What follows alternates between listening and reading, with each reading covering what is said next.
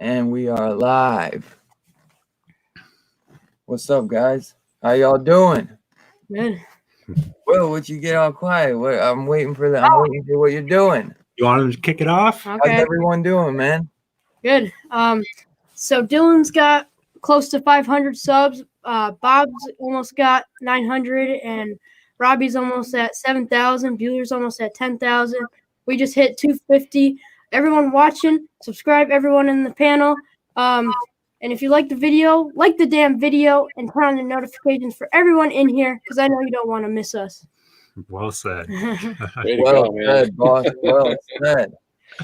That's why I was waiting for you, because I was like, I'm gonna screw the intro up. I was nervous. I was like, yo, you take it, man. I said, yo, it feels like a while since I did a live stream on my channel, let alone hosted one like this. So I was a little nervous, man. I was like, it's been a little bit. So what's up? We got Bruce in the house. How's everyone doing tonight?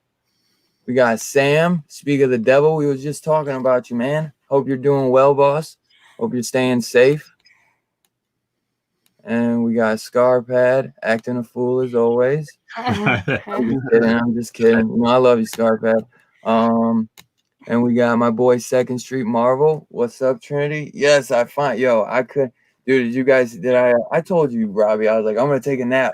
I didn't sleep all night, so I was so scared. I set 15 alarms because I was like, I cannot sleep through this. Because I got sick with a migraine. I slept through the whole day and I missed my live stream. The only live stream I've ever slept through and missed was my weekly Saturday one with Trinity and Chaos. But he wouldn't have been able to make it anyway, so it kind of worked out that I was sick. We got Bloody Millionaire. We got Batcave. My boy TK. What's up, boss? Perry, you lurking ass mother. Christina, what's up? Hey, we got Mom in the house. What's up? We got Sam, Fat. We got Captain Comics.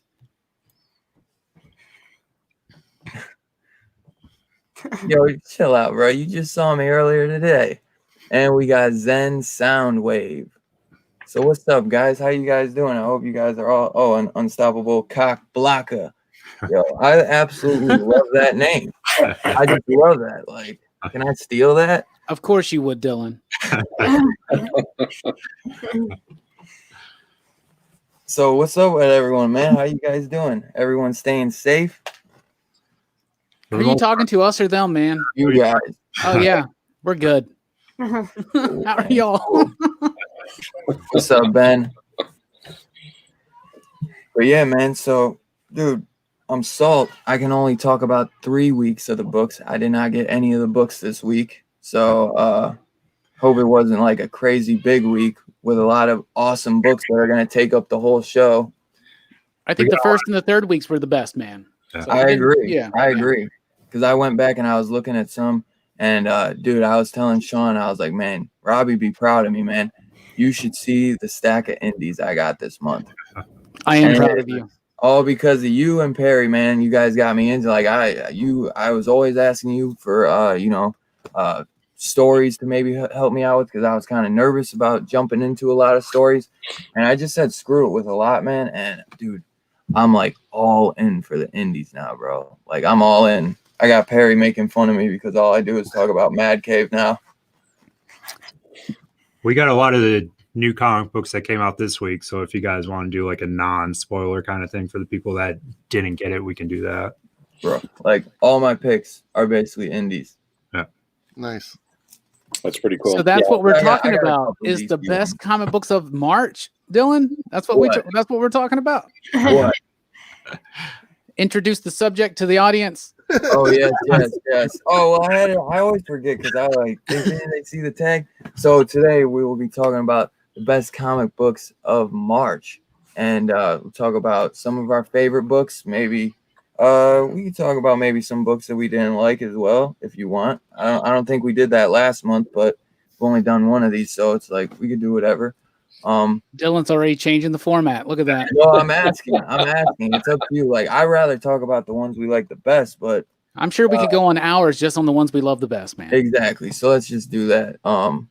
Plus, I made sure I didn't have nothing to do tonight, so we could go. I felt so bad rushing out last month, so I was like, this time we can go the whole 2-3 hours. It don't matter, 4 hours if you want. Well, but, we'll see. Yeah, I didn't want to stretch it that far, but I was just telling you.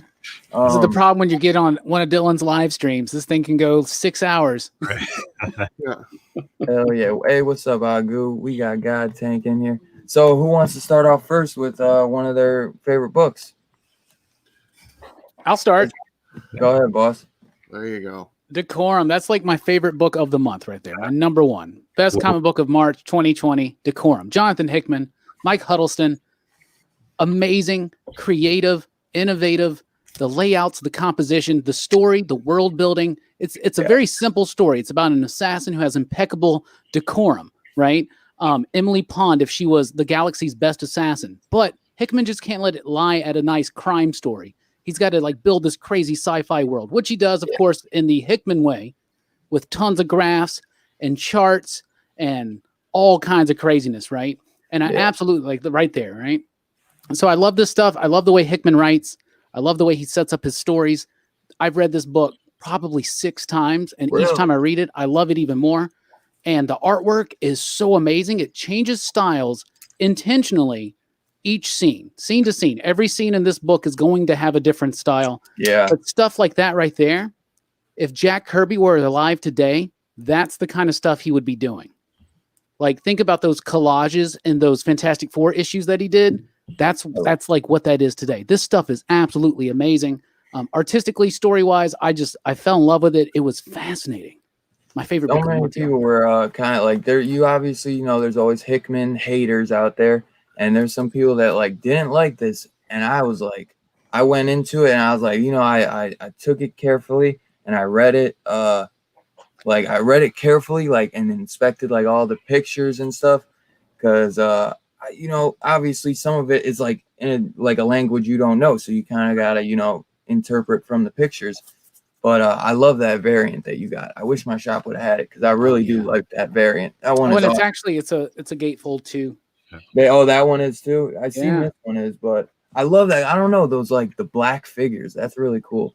I want to ask you what you thought those like black figures might be, but well, that whole opening scene makes it feel like it's kind of like about like the European invasion onto like Central America, right? The conquistadors and all that stuff. So it's very much in that line. They even look like them with their helmets and everything, the robots that are coming in to take out this like primitive tribe or something. What I love too is those dudes that are like holding that like staff right there, and they got like some kind of sigil on it. And I just, oh my goodness, this book, like the more you read it, the more you start picking up on the stuff that's like on the outer rim of the main story. And the main story doesn't even really happen until the final scenes, right? Last chapter. But I love it. The use of color. I know some people had problems with like there being black and white throughout most of the book, but the way it makes those colors pop and it really enhances. I was noticing that at moments of times of like violence or tension or threat, they were using the color to kind of accentuate that. I just thought it was such a bold and daring thing, and it's the most Hickman book yet. It was it was oh, we lost Bob. Okay, there he is. He's back. Think of the word. It was dude, he really stretched his limits with this one though, man. Like you could see it was like you said in your I think it was your weekly review. This was a bold book, man. And this is like big time world building. And just in one issue, this is a big book too. It's about 3 chapters worth of stuff. Even though maybe the first chapter doesn't have much writing, the artwork is just phenomenal. Yeah. I actually didn't mind the transition from the colors to some of the black and white. I thought it worked pretty well. I don't know. It felt like Hickman's Star Wars. Like I know you kind of say Michael Morasi's Wasted Spaces, like his version of Star Wars.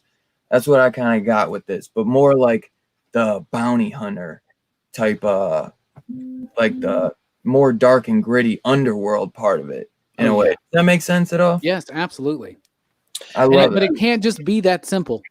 Oh no, no doubt. yeah. Oh no. Oh yeah. I I hear you. really liked Decorum. I thought it was, I mean, when I got to the end of it, I felt like I was holding a piece of art in my hands, and I just really, I mean, I was blown away.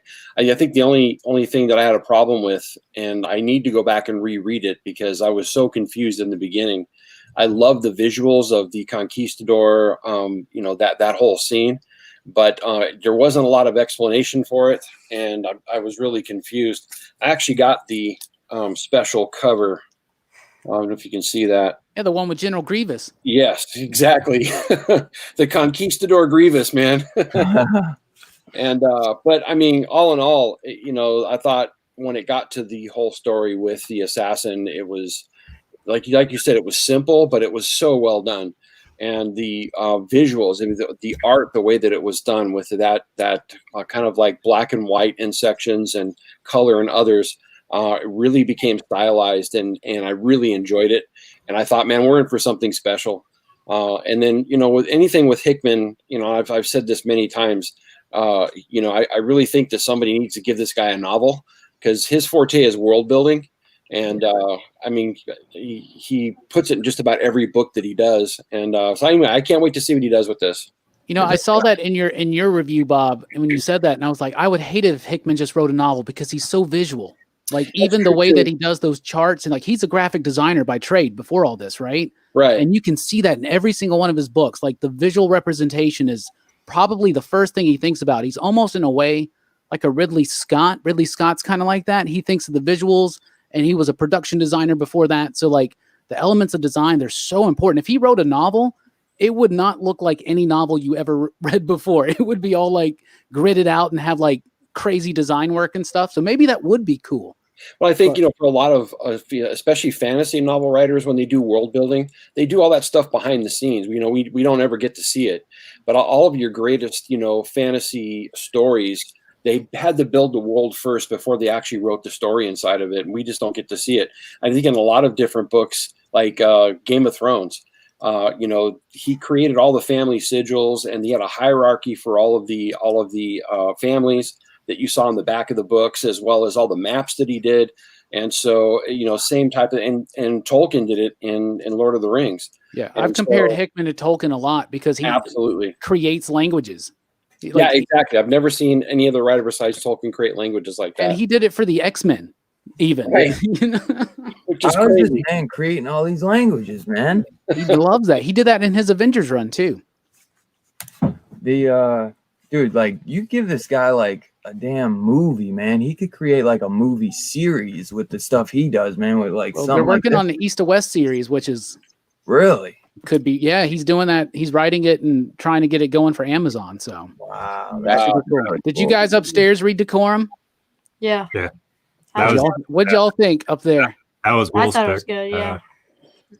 I was gonna do that one if you didn't, but I got another one. So You can talk about it. Go for it. I liked the art in it, and I liked how it was like cut up into different sections. But I liked it. I thought it was cool. You really like the third chapter in that, right? Yeah. Yeah. Yeah, that's a good one. It's a bold book. I just read half the book in 30 seconds. So the first half of the book literally will take you 30 seconds to read the actual pages. Right. Out of the books I grabbed to show, Decorum was one of them. It's a book I haven't read, but it's one I want to read, and it's actually in my stack of books, like as far as picks of the month.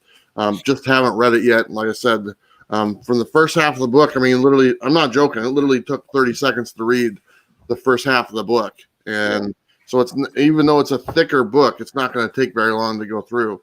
Well, until you get to the info dumps. Yeah. I didn't read any of that. And hey, you got some time now, right? I'm busy. Right. Hey, what's up, Chaos? You son of a.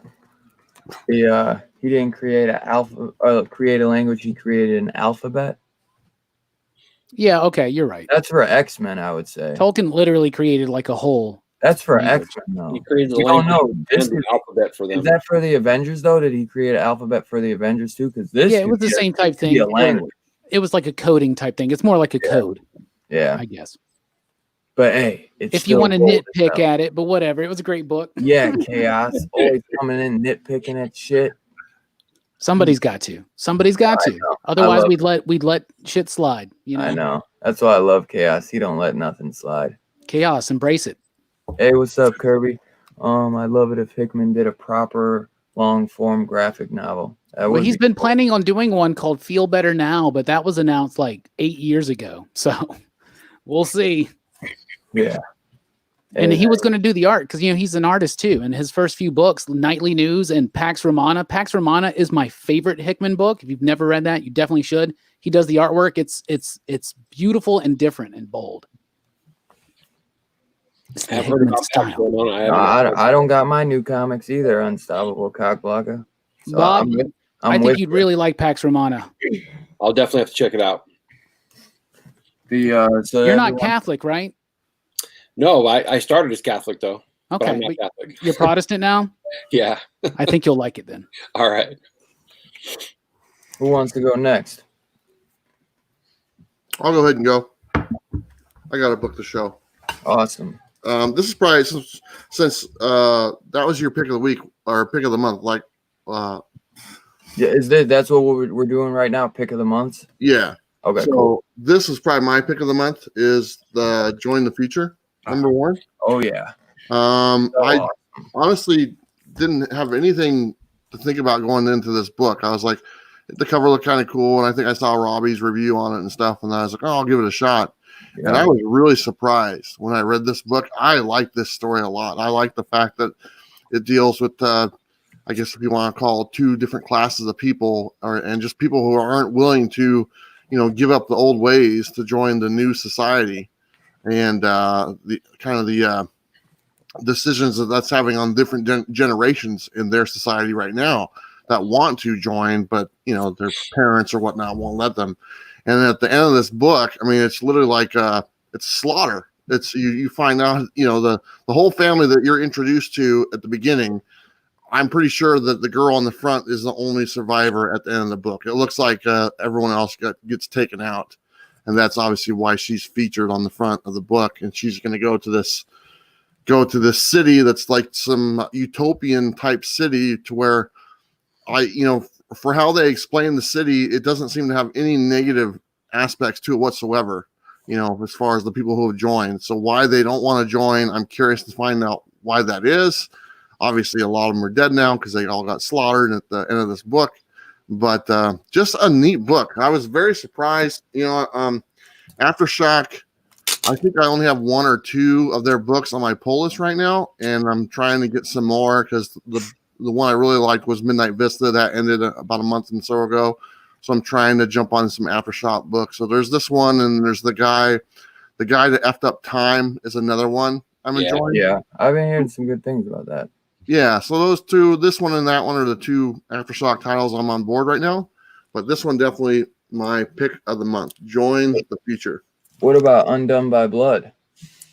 I never got it. Never found it in my comic shop, and I just passed on it.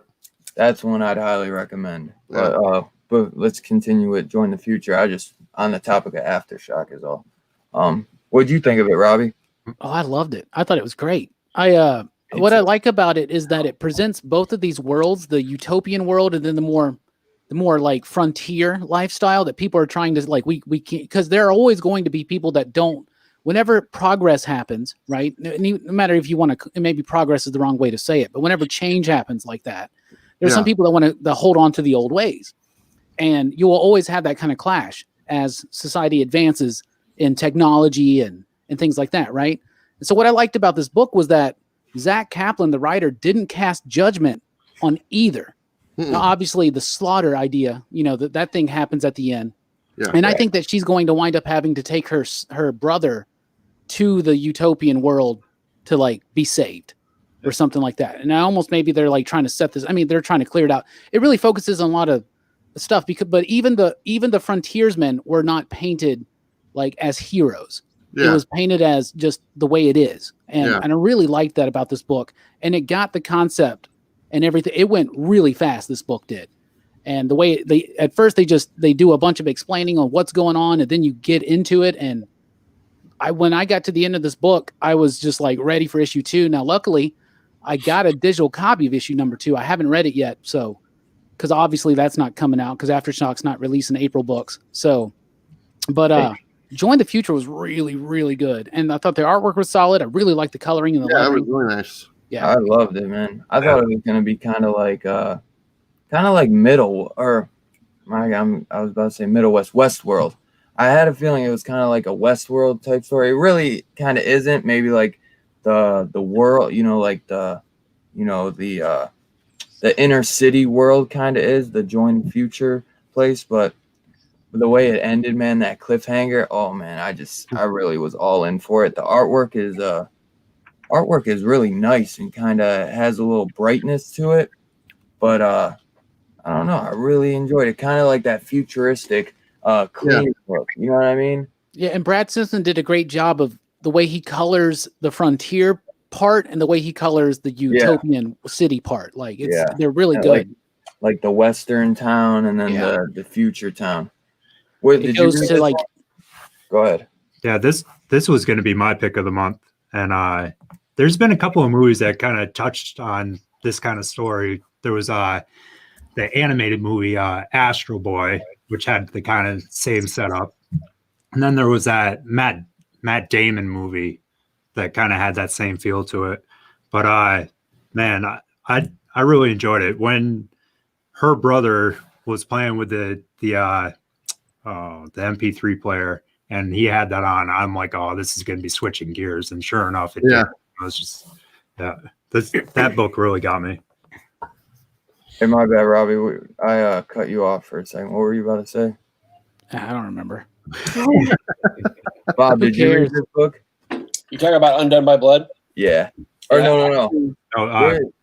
John Future. Yeah, no, I didn't get to. That's one of the ones that my LCS ran out of, and they ended up putting it in my box a week later, and I still haven't read it yet. So I'm behind in some of those books that I didn't get and then got later on. So that's one of them, unfortunately. I'm glad Bueller spoiled the hell out of the ending for you. Oh yeah, that's all right. He does that all the time.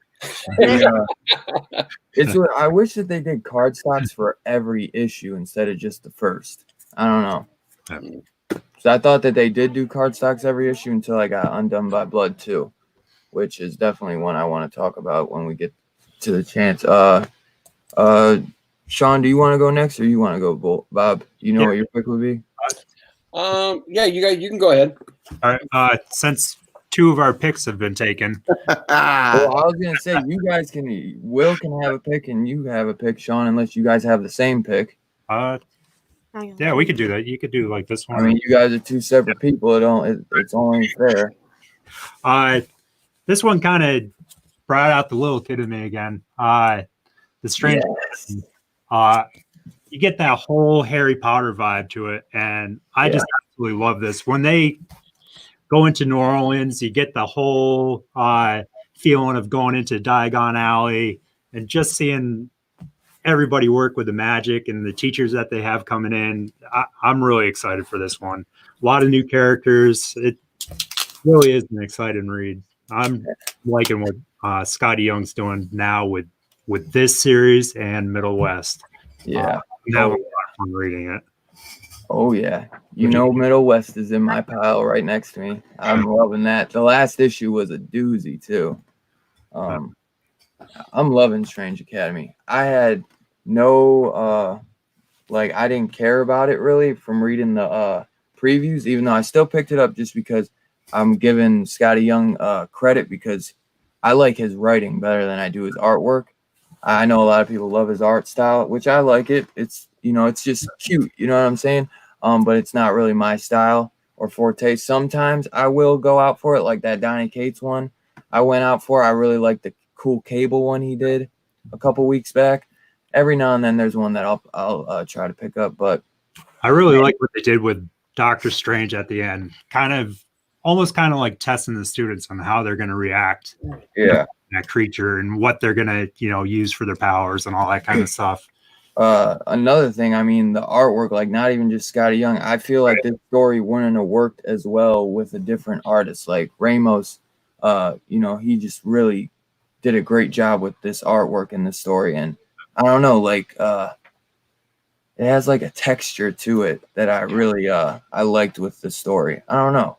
I really like his artwork, man. Yeah. I've always liked his artwork, and I think this book really needs him to stay on there. The only thing is that usually he'll do like 3 to 4 issues and he'll have to be off for a couple. And especially with the way Marvel double ships, but maybe they'll, you know, who knows what's going to happen now. Maybe he'll have time to do a few more issues. But I was really surprised by Strange Academy. Like, I was not expecting this book to be good. The previews were totally misleading. We weren't intending to pick it up, and then I heard everybody talking about it, and I was like, all right, we'll check it out. And then we just fell in love with it. Yeah, like I liked it. And all these new characters are very, very intriguing and interesting. Yeah. And I really like the son of Dormammu. That's so cool to me. I was prepared to not like this book. I was like, oh, I guess I'll read it. Oh, it's too long. Oh, then I read it and I loved it. It was definitely like you said, the best parts of Harry Potter mixed with the Marvel universe, and it created new characters that were compelling. Even to old farts like us. Yeah, my boy 1-2 Comic Talk, he was trying to get me on this one for a while, Strange Academy, and dude, I was like, man, I read the previews that were in the back of the books were totally misleading, because did you notice that if you read it, Robbie, like one page in the previews would be in the beginning of the book, the next page was in the middle of the book. It was all scattered pages. It didn't go like linear. And when I just read this, I was like, holy shit, I'm so glad I picked it up.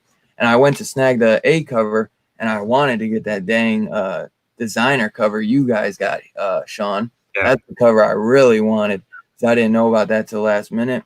But I really enjoyed it. I mean, I enjoyed it enough that I picked up a second cover, and I don't do that really like at all. I mean, I've been splurging a little bit here and there with the new job because I'll have a couple of extra coins, to spare. But yeah, man, it really blew me away, and I had a lot of fun with it. And I think a lot of people felt the same. I'm glad I gave it a shot, because I was like, why am I, it's Scotty Young. I love Middle West. I was like, well, it's got to be good, and he did not disappoint. Do you have anything to say about it? I was just gonna go with my book. Oh, okay. Mine is the one that came out this week. Once and Future. I liked it. I don't want to spoil it for people that haven't read it yet, but I thought it was awesome. I'm happy it's back. I just want to have it keep going on. I missed that break in between, but I thought it was really good. Is that the FOC variant, or is that just the B cover? This is the unlocked retailer variant. Oh man, I think it's so Jenny Frizen. I think I'm not gonna get a chance to probably get it because my shop probably How beautiful is that though? Look at the colors on that. That's what I want that, man. I want that. Once and Future is such a great book. It's like the best of Indiana Jones in comic book form. It's adventurous and it's fun and it's exciting, but it's also very scary in a way. Like Dan Mora's artwork with Tamara Bonvillain on the coloring. Oh my goodness, I love her. I love her contrast that she does, and like they use it in that cover right there. You see the sickly green and the warm dark red, and I love this book so much. I'm so glad it's back, and now it's like we get the first issue of the next arc, and then no more comics for who knows how long. But that's one of my favorite books of the month as well. I love it so much. That book's so good. That's a great pick, Will. Thanks. Yeah, awesome, boss. I ordered the trade for volume 1. I'll probably have it Tuesday. So I was like, oh well, I guess now I got time to read the 6 issues until I get issue 7. But now once I saw that B cover, I was like, shit, man. Or the retailer, I was like, man, I want that cover, man. So I don't even know what the A cover looks like for issue 7, but I'm excited to jump in because that was one I was really disappointed that see that has nothing on that other cover. Does anybody care if I show a little bit of the inside? Go ahead, boss. Go for it. I don't want to spoil anything for anybody, but let me make you big real quick. Just the way they use the color to highlight everything. It's cool. That is like the darks, blacks. Yeah. I absolutely love that about these kind of books. Well, I'm definitely jealous. Oh, you didn't get that one, Bob? No, our LCS hamstrung us on Monday. They didn't really have a plan in place when the whole order came down, and like other comic shops did, it's like they just took their finger off the pulse as soon as the order came down, and so nobody got their books on this week. Oh, that sucks. They didn't do mail order or nothing? Well, because they got their books in the warehouse, and they hadn't even sent it to the shops yet.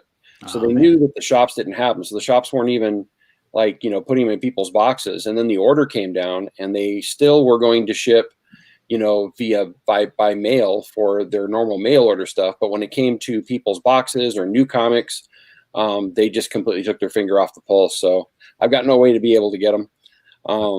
It's all right. It'll come. But once in future, I will say that was my most anticipated book of the month. And I'm really looking forward to reading that one. I don't know what about Boom all the Studio. Marvel books, Bob. What's that? You got all the Marvel books. I did get all the Marvel books, but so far what I've read, nothing to write home about. I'm excited. But I will say that Boom Studios, I don't know, whoever the strategist was over there, they went out and got a bunch of really great colorists, because in some of their books, Something is Killing the Children, Alienated, Once in Future, the colors in these books are freaking awesome, and I just love it. So I can't wait to read that one. That's the whole thing with a lot of these independent books. They're putting so much time and effort into these, and it really shows. I know people are getting on Dylan about all his Mad Cave recommendations, but man, Woven Heart and books like that, the art in them is just incredible. They really are. And thank you. Thank you. Somebody. Hey, that's my buddy's book up there, man. Robbie. Isn't that a good book? Talk them up for me really quick so that I don't have to get shit on. Well, Jay is such a good dude, first of all. Mad Cave does great work. They got some good books. Show's End was one I really, really liked. But Jay Sandlin is a buddy of mine, and he writes Over the Ropes, and he writes Hellfighter Quinn. And they're very fun, very cool, very exciting. Mad Cave's got some new stuff coming out, like that book, what is it, Stargazer? Like they're about to really start breaking open in a way like Vault and Boom have done. I heard that's going to be really trippy. I have it behind me, actually. Yeah, and that's Cleveland, right? So that's the same writer that Shows In. That one was good too.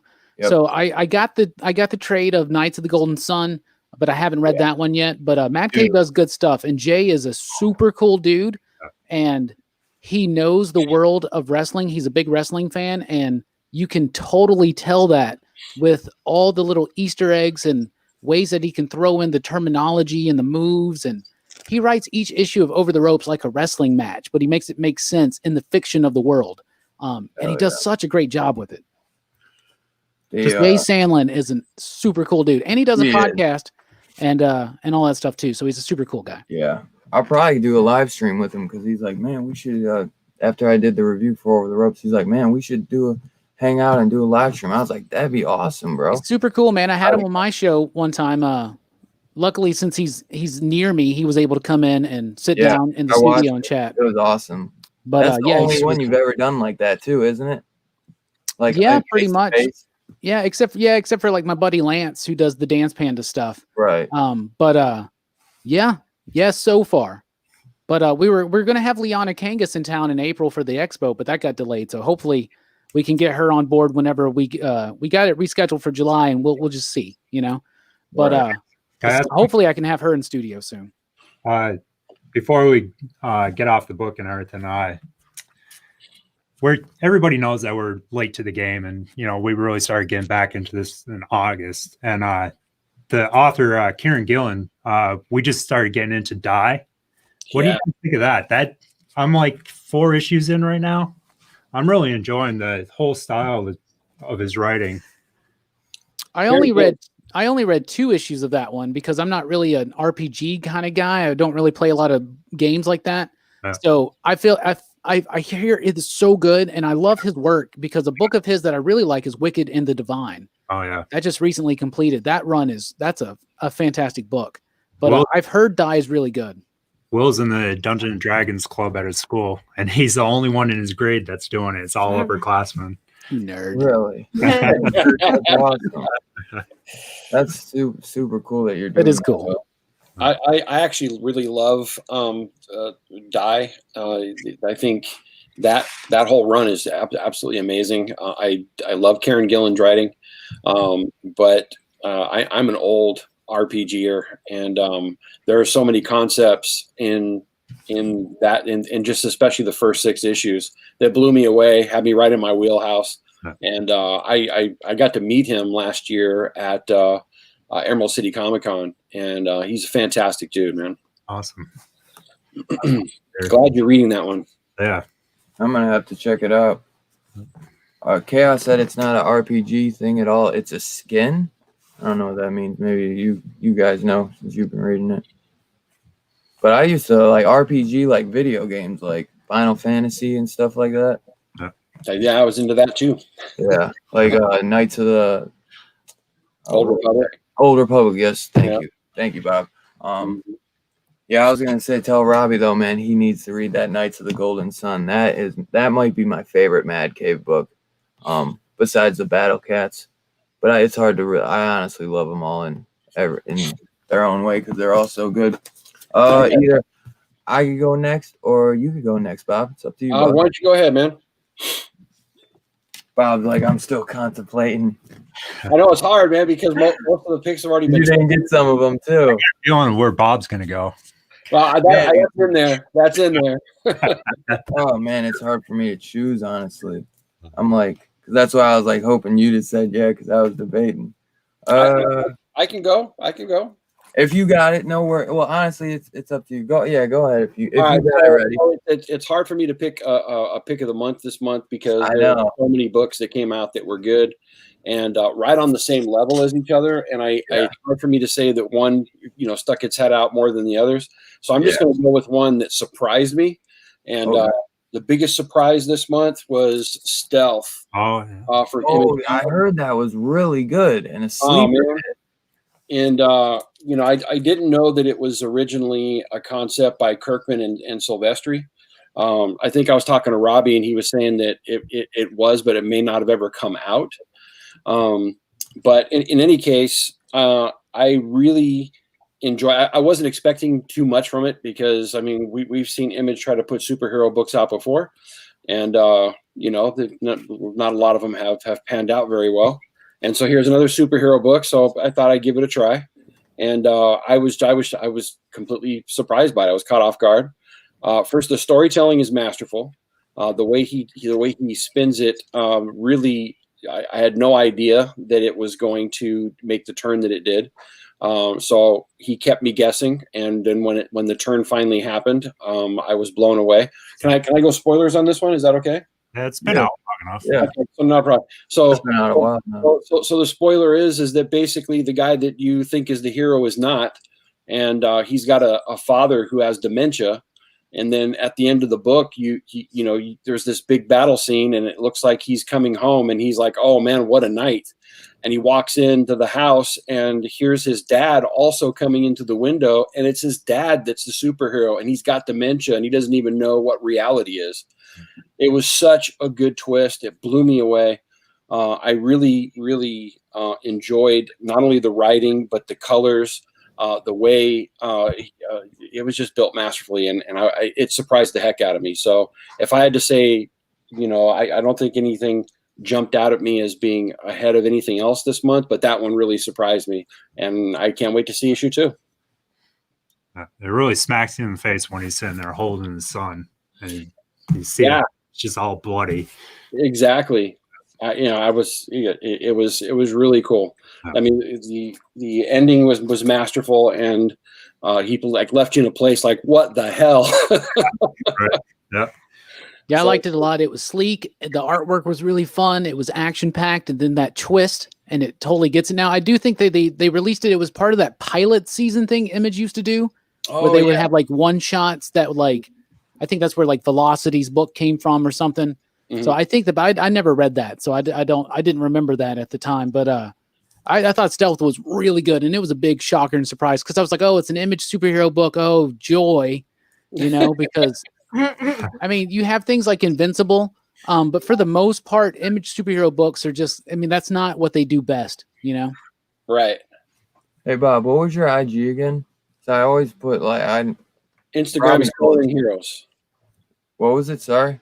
Coloring Heroes. All Gotcha, one word. sorry. The for so long I was like I would tag you and I was doing like everything comics and then I was doing Bullseye. Well, I just put Bullseye Bob today just so people would know it's you. And Rob Tag was like, somebody "Yo, it's else." this one." Because I couldn't find you on IG. I have you on everything else. Some But, guy's like, who the hell is this Dylan kid? Why does he keep tagging me and shit? Right. Oh, man. Block. It's so hard for me to pick. You know what? I'm gonna go with like I was debating on my pick of the week last week for those AWA books, but I'm gonna go with Something Is Killing the Children, issue 6. So Robbie, now we've officially had one full trade, and the story keeps going, and you know she's on. That's an awesome variant. I saw that there was a one per store. I didn't even know. I wish I could have got it. This might be my favorite issue too out of the whole bunch. I love this issue. I love the storyline too with the slaughterhouse. What was that? House of Slaughter. House of Slaughter. Yes, thank you. I love this issue, man. It just proves that Tynion can do whatever he wants with this series. He can go anywhere. He can go. You know, the sky's the limit with this. Like I always said at first, I was like, he could turn this into like Supernatural, like the TV series. Like he can just do whatever. You know, they can go on. She can go on mission to mission and take out a bunch of monsters and save so many different people. Or like Phantasm, where like this happens in different towns, and that's how they did all the Phantasm. Going with that, man. I've been rewatching those lately too, dude. I just bought like the first one on Blu-ray for like $5 at Walmart. I was like, it's so good. I love Phantasm. Yeah, Three is amazing. 3's a pile of crap, though. I'll tell you that. Will, I got a surprise for you. Okay. Yo, what up? Hey, What's up, boss? What's going on, Jim? what's up, homie? How you doing? Staying Who's safe that? in Texas? Rockin' Robbie? Yeah, that's Rockin' Robbie. You know it, man. If you can't tell, but Will is bright red now. Yeah,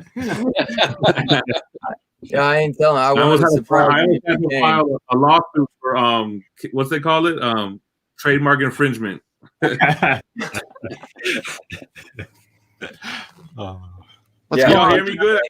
You pulling your hair out or something, man? You trying to get that long hair? I know. This is my quarantine cut. That's awesome, man. Oh man, can you guys hear me? I don't have my mic or my headphones or anything going. Yeah, I can hear. No, yeah, we hear you. All right, Cool. Just fine. The shit. So since you just came in, I said something is killing the children. Issue 6 was my pick of the week. Yeah. Or pick of the month. What'd you think of it? Well, I really liked it. I think what's interesting is that, correct me if I'm wrong, Robbie probably knows, either this was going to be the last issue or the prior issue was going to be the last, but it got the green light to continue. Yeah, 5 was going to be the last one but it was so successful they were like, yeah, keep going. No, I love that book. It's so weird because it's James Tynion, but it feels so much different than the other stuff he's writing, right? Dude, way different than his Batman book. Yeah. It's similar to some of his other indie work that he's done, because he did a book called The Woods and he did a book called Memetic that I really like. So he's done indie horror books before, so it's more similar to that. But it's cool how he can get his style, he can flip it, and he can do a badass blockbuster Batman book, and he can do something kind of indie and long term, like Something Is Killing the Children. This book is effective, and it doesn't hold back its punches. When you have that dead kid in the last issue, I didn't want to see that, but like I'm glad he showed it to me because it made you feel that impact, you know? Wasn't it like the detective was like looking at the bodies or something like that? Or when the dude found his sister finally, and she's like half eaten, and he's like hugging her, and he's like, "I'm so sorry." I was just like, "Oh my God, I got to call my sister right now. Are you okay? How is everything?" I like it when these writers can bounce back between books. It feels like, you know, they get to put out a little bit more of a creative outlet and not get stale on one series and only go, 20, 30 issues and, people are tired of it. I think what he's doing with Batman and Something's Killing the Children right now it's so much fun. And I think what he was doing for Batman was so good because so many people disliked Tom King's run, and it seems like unanimous that people are digging Tinian's Batman run. So I mean, that kind of stuff is good for the hobby, Yeah. It is. And then the even, as crazy as the Punchline stuff has gotten, it's cool that people, before that, we were all like, yeah, Batman's, it's okay. It's starting off strong, and it did get better. Like, Punchline has nothing to do with how good this book is, but that Punchline hype brought some people into the book, and some of them read it, and they were like, man, this stuff's really good. So that's really good, too. That Punchline stuff brings people into the hobby, just like Death of Superman brought people into the hobby. Like, even if they're just coming because they want to try to flip a book, man, a lot of those people are going to end up sticking around. Well, I mean, now it's tough with the whole everything on hold, but but what he's doing inside of this story is just so well done. I mean, all the way through it, the beat has kept kept it flowing. The action, the way it's been going from beginning to end. I can't. It's really had me on the edge of my seat, and I really enjoy that type of style of writing. And besides all the hype and everything, even the backstory he did with the designer, I just love that. The whole thing with them going back and how the whole story began with Catwoman and the Penguin and Riddler and meeting. Exactly, and how it all unfolded, and now to see where the Joker's at with it. Jorge Jimenez, his artwork when he's drawing the Joker looks so scary. It's amazing.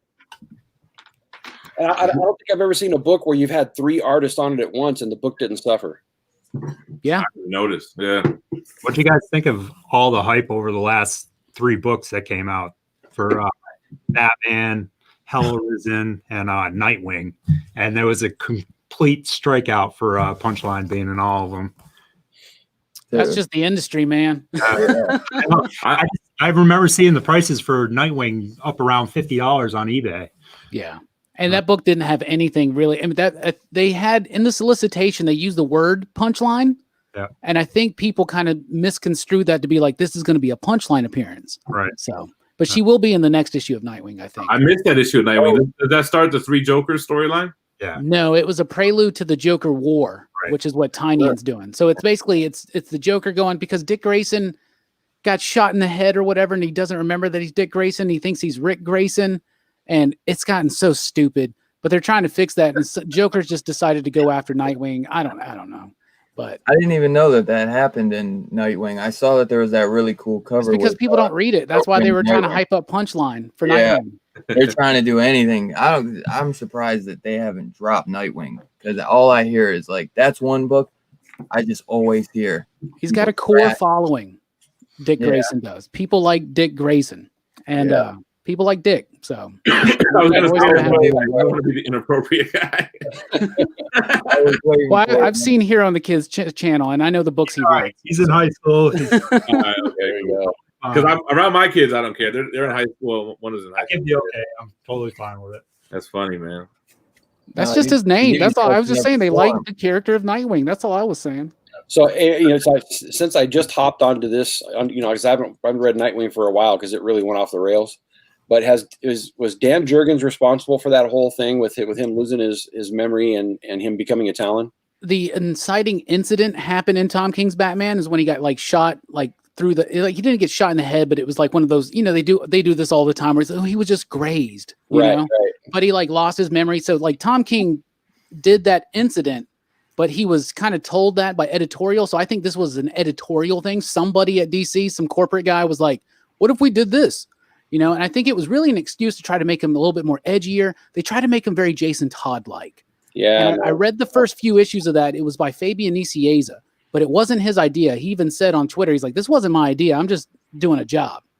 But so it was some corporate guy's idea. Obviously, it wasn't an idea from someone who cares about these characters. But they tried to make him too edgy, and I stopped reading it. So, but I think Dan Jurgens is here to fix it. I sure hope so because I really dig Dan. I love his writing. I mean, he shaved his head, right, because he had the injury. So he was like, they were trying so hard to make him edgy and cool. I guess probably because of that Titan show. maybe Right, because right. the Titan show is kind of brutal and they use a lot of language and they wanted. I don't know. I like Robin. You know, like I've always loved Batman and Robin. That's cool. I don't have a problem with Dick Grayson, but Nightwing since the 90s to me has just always been kind of lame and never really an interesting book. Yeah. Yep. Yeah. Yep.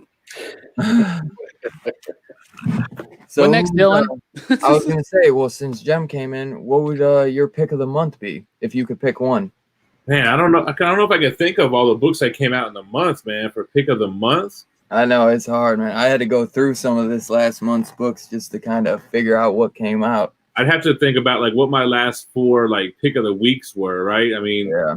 Immortal Hulk. Robbie, were you fucking so happy when Immortal Hulk came out with a killer issue? Yes, so much. And that artwork is so grotesque, those big double page spreads. Incredible. And then the trippy psychedelic stuff. I love that issue, man. I love. Are we talking spoiler? I mean, I'm not gonna talk like plot spoilers, but are we talking any spoilers? Yeah, I don't know. It's not really that. When Hulk comes out of his mouth. That's Yes. crazy. Yeah. Oh my god! Every time that I can't. What's the freaking?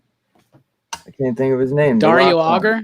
Dario Agger? Whatever. I was gonna say, like, every time he's cracking skulls, man, all I can do is but laugh, and I'd be like thinking about every time you do a review, Jem, and you're like, who the hell works for this dude, man? Right. Cracking skulls, Yeah, man. he does it in every single issue. But then when he sacrificed one of the guys to Venmu, I was like, oh, that's disgusting.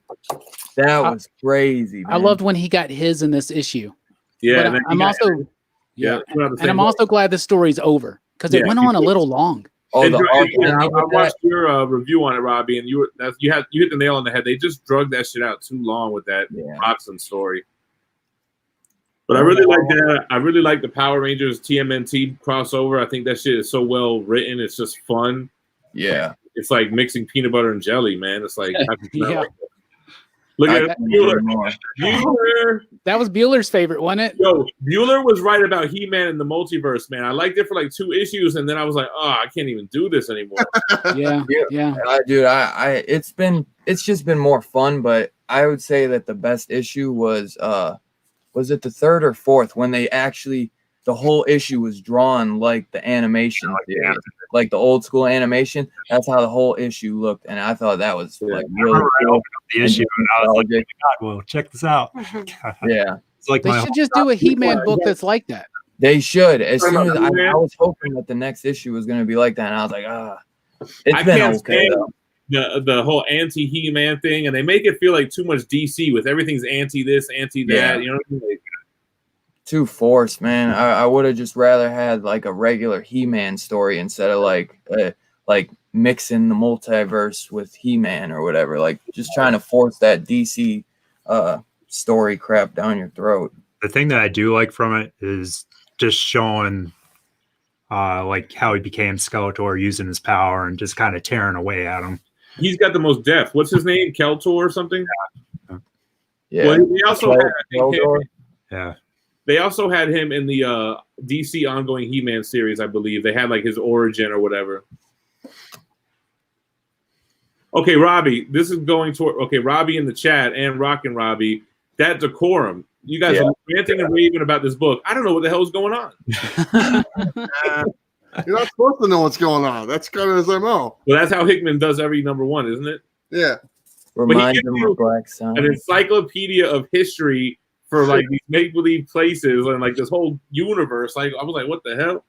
Dylan said we talked about this at the beginning because this was my favorite book of the month, and Dylan kind of said it was kind of like Hickman's version of Star Wars, but focused on the bounty hunters. Yes, and I even said it was like a simple story about this assassin, right? And it's a crime story, but Hickman can't just let it be a crime story. Right. He's going to build all this stuff out, and I just thought I love the artwork. It was so beautiful. Man. The bounty hunter story is 3 pages, and then you have 25 pages of like building this galaxy and this whole universe. Yeah. Which, when you talk it out, though, it makes more sense because it's definitely a Hickman Star Wars bounty hunter book for sure. Hey, Yeah, man, that's I love what it. we're here for, to talk it out. Remember, that's what you start. That's I what wanted we're to say, doing, right? I didn't know if you were gonna come. Is the first issue. I know, but that's why I don't understand how it's your favorite, because I don't feel like I got enough out of it yet. You know what I mean? But I read it 6 times, man. That's why. maybe I need to read it another few times. You gotta The eighth time you read it 6 times and see how you feel, Jim. You start realizing the stuff he's building up has a purpose. Yeah. And it's what he's doing with the X-Men right now. Like, for instance, this month, those X-Men issues were awesome this month. Yeah. That Brood story, holy cow. I love that. And every little thing he's doing. If you read his Avengers run too, the first issue was like that too, with the X and the Helio and the what were they called? All those, the engineers and all he did the same thing. Yeah, the builders and the engineers and all that stuff. Yeah. And he just built that up slowly, and then it all just blew up. But damn, Rob, how do you read so many damn issues? People ask me how I read a lot, and I'm like, well, shit, I know this guy that's doing about 3 times the amount. For real. I just do. I just do. No, I just do. I love it. I love reading. I've always loved reading. I can read a lot of. It's sometimes it gets on those those weeks where it's like 50 comics. Yeah, that gets draggy. But it's literally like sometimes 6 hours of just reading. And then you get a double-sized issue, an anniversary issue, 100-page issue, DC Black Label trade paperback. It's like, fuck, man. I hate it, man. Especially when they all hit at once, and when Marvel does an annual week or whatever. I'm like, well, I'm just not going to read those. We usually get like 20 or more issues, and by the time that we get towards the end of the pile, we're trying to remember what happened in the first couple of books that we read, and it's just. Well, that's what gets me about Robbie, man. He can read 4,500 books, and then 6 hours later, his retention, he can review 45 of them. When he's doing his reviews, it's just all in a row. Exactly. My man doesn't do any edits. He just goes for 45 minutes straight. I'm like, I'm out of breath just watching you. Right. I don't have to read any books anymore. I just watch Robbie's video on No, for real. I'm good to go. It's like if somebody asks me if it's any good, I just refer to Robbie. Oh, I thank y'all. Thank you. But yeah, that's my uncanny ability, I guess. That and excessive urination. So That's it. If I'm ever on the fence about a book, I just watch your review, and that helps me make my mind up. Honestly. Yeah. Well, thank you. Glad to be of service.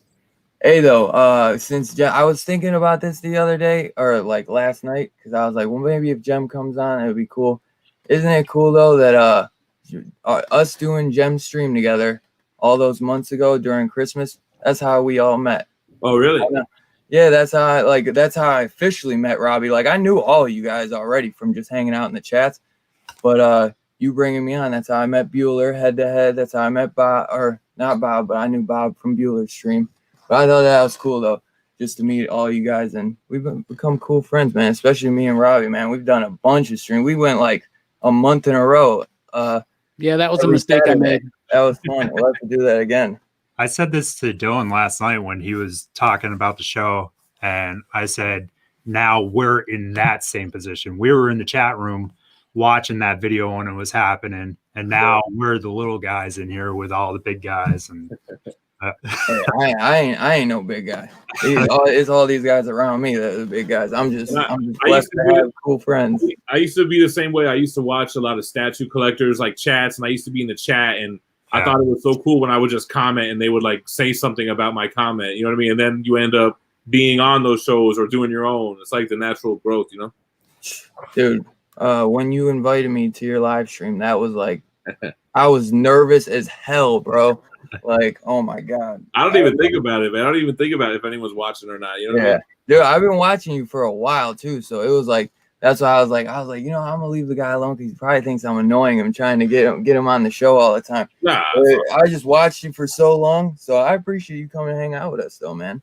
No, I figured it would be cool to round up everyone who's like-minded, man. We all read comics, we all make content, and I thought it would be cool for everyone to kind of be united, Dude, no doubt. Me and Robbie were talking about it because it kind of slowed down and shit got dude. We know you got a crazy schedule. And we were like, you know what? Let's pick this back up. Robbie, we were talking about it, and Robbie was like, let's do it, man. I was like, I'm down.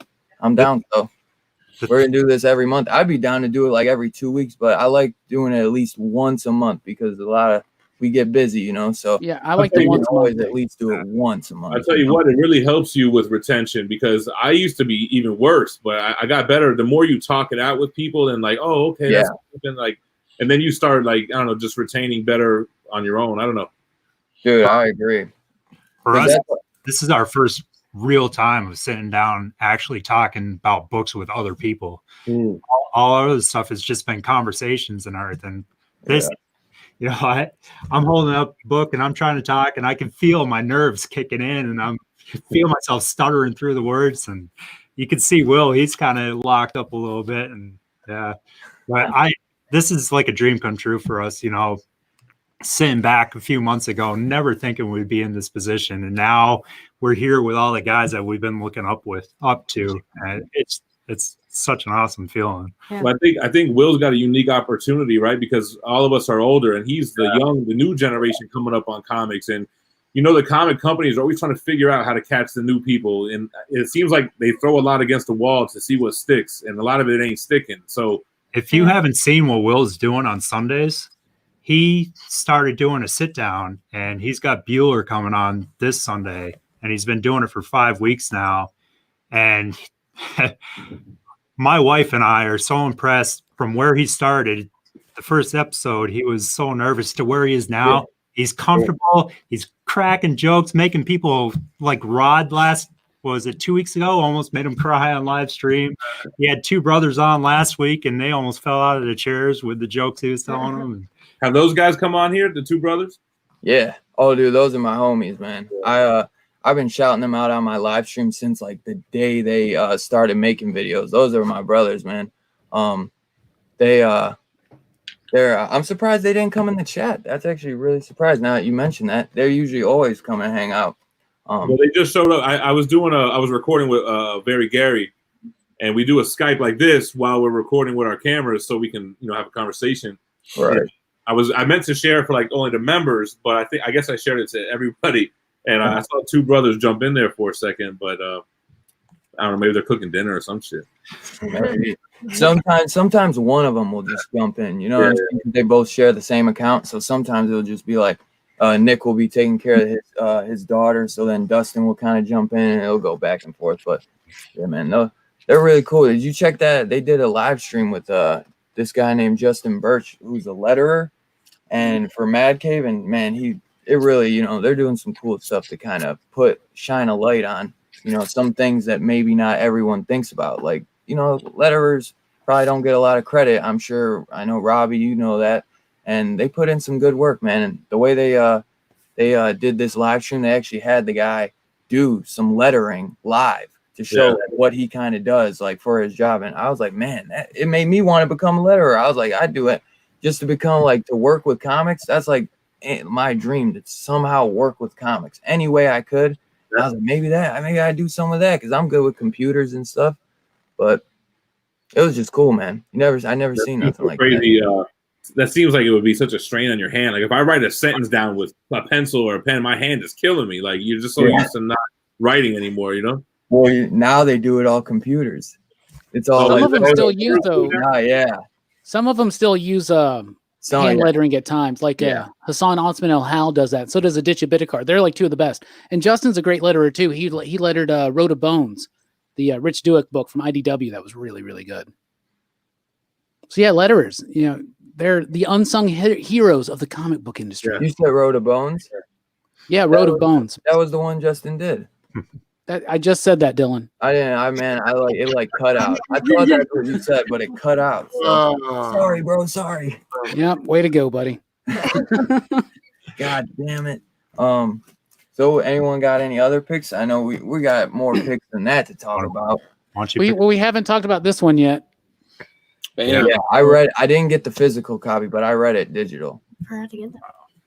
I really like that one. I thought it was good, and it's a nice bounce back from the Batman for Tom King. Tom King's better at these kind of books where he does he takes a C or D list hero like Mr. Miracle, or I don't think Mr. Miracle is a C or D list, but the rest of the industry might think that he is. What's up, Matt? Hey, Matt's in here. Matt. So I like it when he does this, like his Vision series and his Mr. Miracle series, and Strange Adventures is exactly what Tom King needs to be doing. The Batman run left a bad taste in some people's mouth, a bad bat taste, some might say. I love this one. Two different artists, but doing two different stories, kind of overlapping.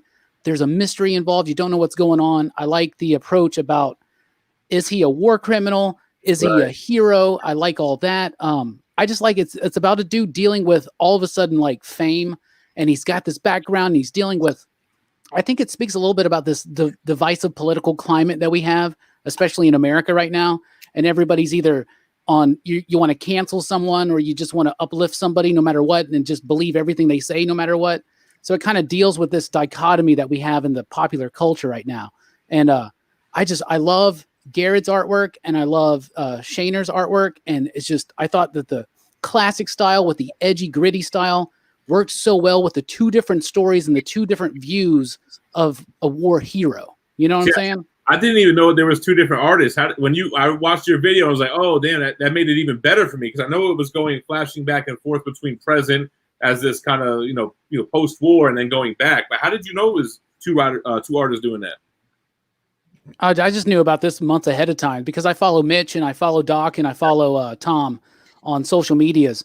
And so I was like super, super pumped for this one.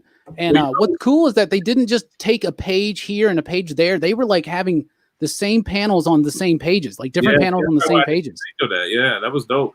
And like then how did they, that's a massive editorial thing to be like, we're going to lay the page out this way. And then like, it's so weird how they did that. That's interesting to me. You could tell that DC was really pushing it too. They were putting like the first 5 pages of it in like mad books. Yeah, like all the DC Black Label books, because it is a Black Label too, right? And it's one of Bueller's favorite Black Label books because it's a normal size. Regular size. So Bueller, are you reading that then? No, I didn't get it. I looked through it because Bob got a copy and we were hanging out at the coffee shop and he let me look at it and stuff, but I didn't pick that one up. I'm actually not too familiar with that character, to be totally honest. Me neither. I only knew about him from one of those events. I think maybe it was Infinite Crisis or Final Crisis.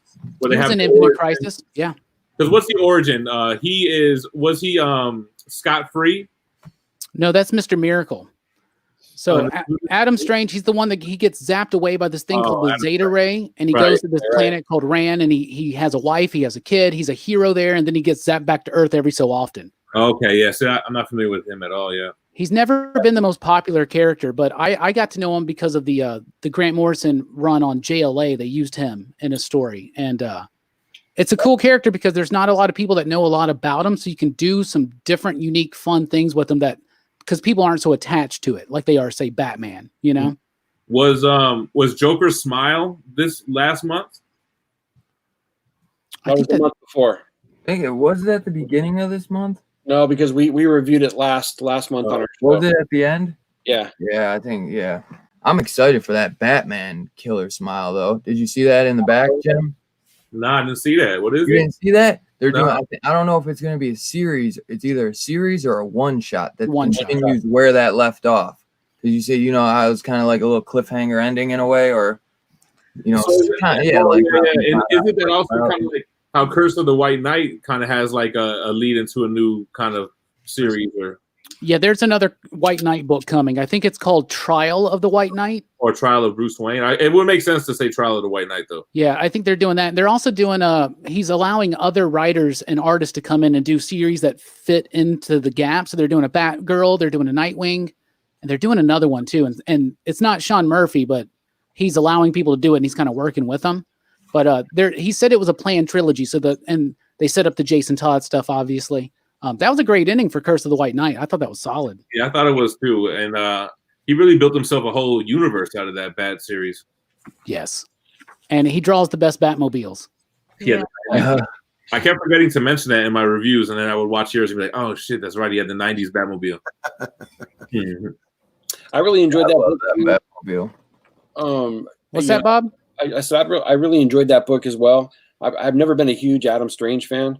I know him from that JLA run as well, and then he was also in that Krypton show. He shows up there, which I thought was kind of cool. So I didn't have a lot of high hopes for this book. And Tom King, what he did on Batman, I think that was probably the worst decision he ever made, because instead of writing a good story, he set out to do a 100-issue arc basically. And if you don't have a full story in mind for those 100 issues, I think that's the main reason why it ebbed and flowed the way that it did, and he shot himself in the foot. But you're right, when he does stories like this, where it's just a concise story, when he takes one of these B-list characters, I consider Adam Strange a B-list character. He writes it so well because he can surprise you with it. And this particular issue, how he shows the war hero on Ran and then the war criminal on Earth, I thought was so well done. And the interviews, like in the bookstore, how that's unfolding as it's going along, I thought was masterful. I really had a lot of fun reading that one. When you speak of the 100 issue arc, the big plan, Donny Cates says he's got the whole plan for Venom. Do you think that's going 50, or do you think that's going all like a 100 kind of run? Kate says that he's going to be on Venom as long as they'll allow him to write it. And as long as Cates continues to be the rock star of the industry, they're going to continue to allow him to do Venom. Yeah. I hope that his plans on like... What's that? I want to see him do Spider-Man. Oh, he would do a good Spider-Man. Me too. Did you ever read that? Did you ever read his Doctor Strange run? Anybody? Yeah. Do you remember those 2 pages he did with Spider-Man talking to the spider? Yeah. That's like the only thing I actually read out of it. That was like the best thing. Like Spider-Man, like it's the doc. He shows up, Doctor Strange. Like I don't know. He starts talking to a spider, and the spider's talking about the life of the spider. It's just really great. It's just like a 2-page thing. I think Chip Zdarsky was the artist on it. It's really, really good stuff. But I didn't mean to derail it. But yeah, he's going to stay on Venom for a while. And I'm loving him on Thor too. Thor was a great book this month. Thor just keeps. I think Thor is better than his Venom. Yeah, if it keeps going the way it is, it might be. It's starting off better than his Venom run started off, I would say. For sure. Yeah, I didn't think the Venom Island stuff was that great. No, that's why I think people are saying it's not as good. Thor's quite a bit better. And then I think the Absolute Carnage didn't have the impact that they thought it would. I think it was just okay. And then the tie-ins, there was too many tie-ins. Way too. If you would have read it, like I read it, just the Venom and the Absolute Carnage. And Amazing Spider-Man, just because I only picked up what I was already picking up, and I still liked it, but yeah, it wasn't what I thought it was gonna be, but I still did think it was awesome. And I think a lot of people, because I know you got sick of it, you were like, man, dude, too many goddamn tie-ins, bro. Like it started off really strong with all those number 1 issue tie-ins, and then 2 and 3 kind of fizzled out big time. I think with us for Venom, we kind of bond over that, the whole relationship between Eddie and Dylan. And the last review that Will did for it, he's like, if I see somebody beating on my dad, I would do exactly what Dylan did if I had his power. I'd make that big dinosaur and go after him. I love that, man. Yeah. I like Venom Island, but I like Rambo. So it was just Venom Rambo. Have you guys been reading the last 2 issues of Valkyrie? And how they're kind of tying that in with Thor? I haven't read Valkyrie at all. No, Will caught me off guard with that one the other day on Instagram. We were shocked that you didn't read it. Yeah. I read like the first 3. And I was like, it's okay. Then Will's like, is this the first appearance of the Black Winter? I'm like, I don't know. You tell me. I think the last 2, it's almost like they're kind of throwing it as like a prequel to what happened. They showed the Black Winter a lot in the last Thor, right? Issue 4. Yep. Yeah. At the end, and he looks dope, man. I heard that he can maybe take on any appearance or something, but I like the skull with the purple eyes and like the crown or whatever. He had like the crown type horn. Everybody's complaining about Galactus in that Fantastic Four movie. He was just this dust cloud. Yeah. Black Winter's just a dust cloud, and then they like do that at the end where they show that he had his face and everything. It's so badass, man. Dude, the Galactic, it shows how huge though the Black Winter was, because they were. Can I like a dot. Before I forget about this, can I see Will do his imitation of Jem again?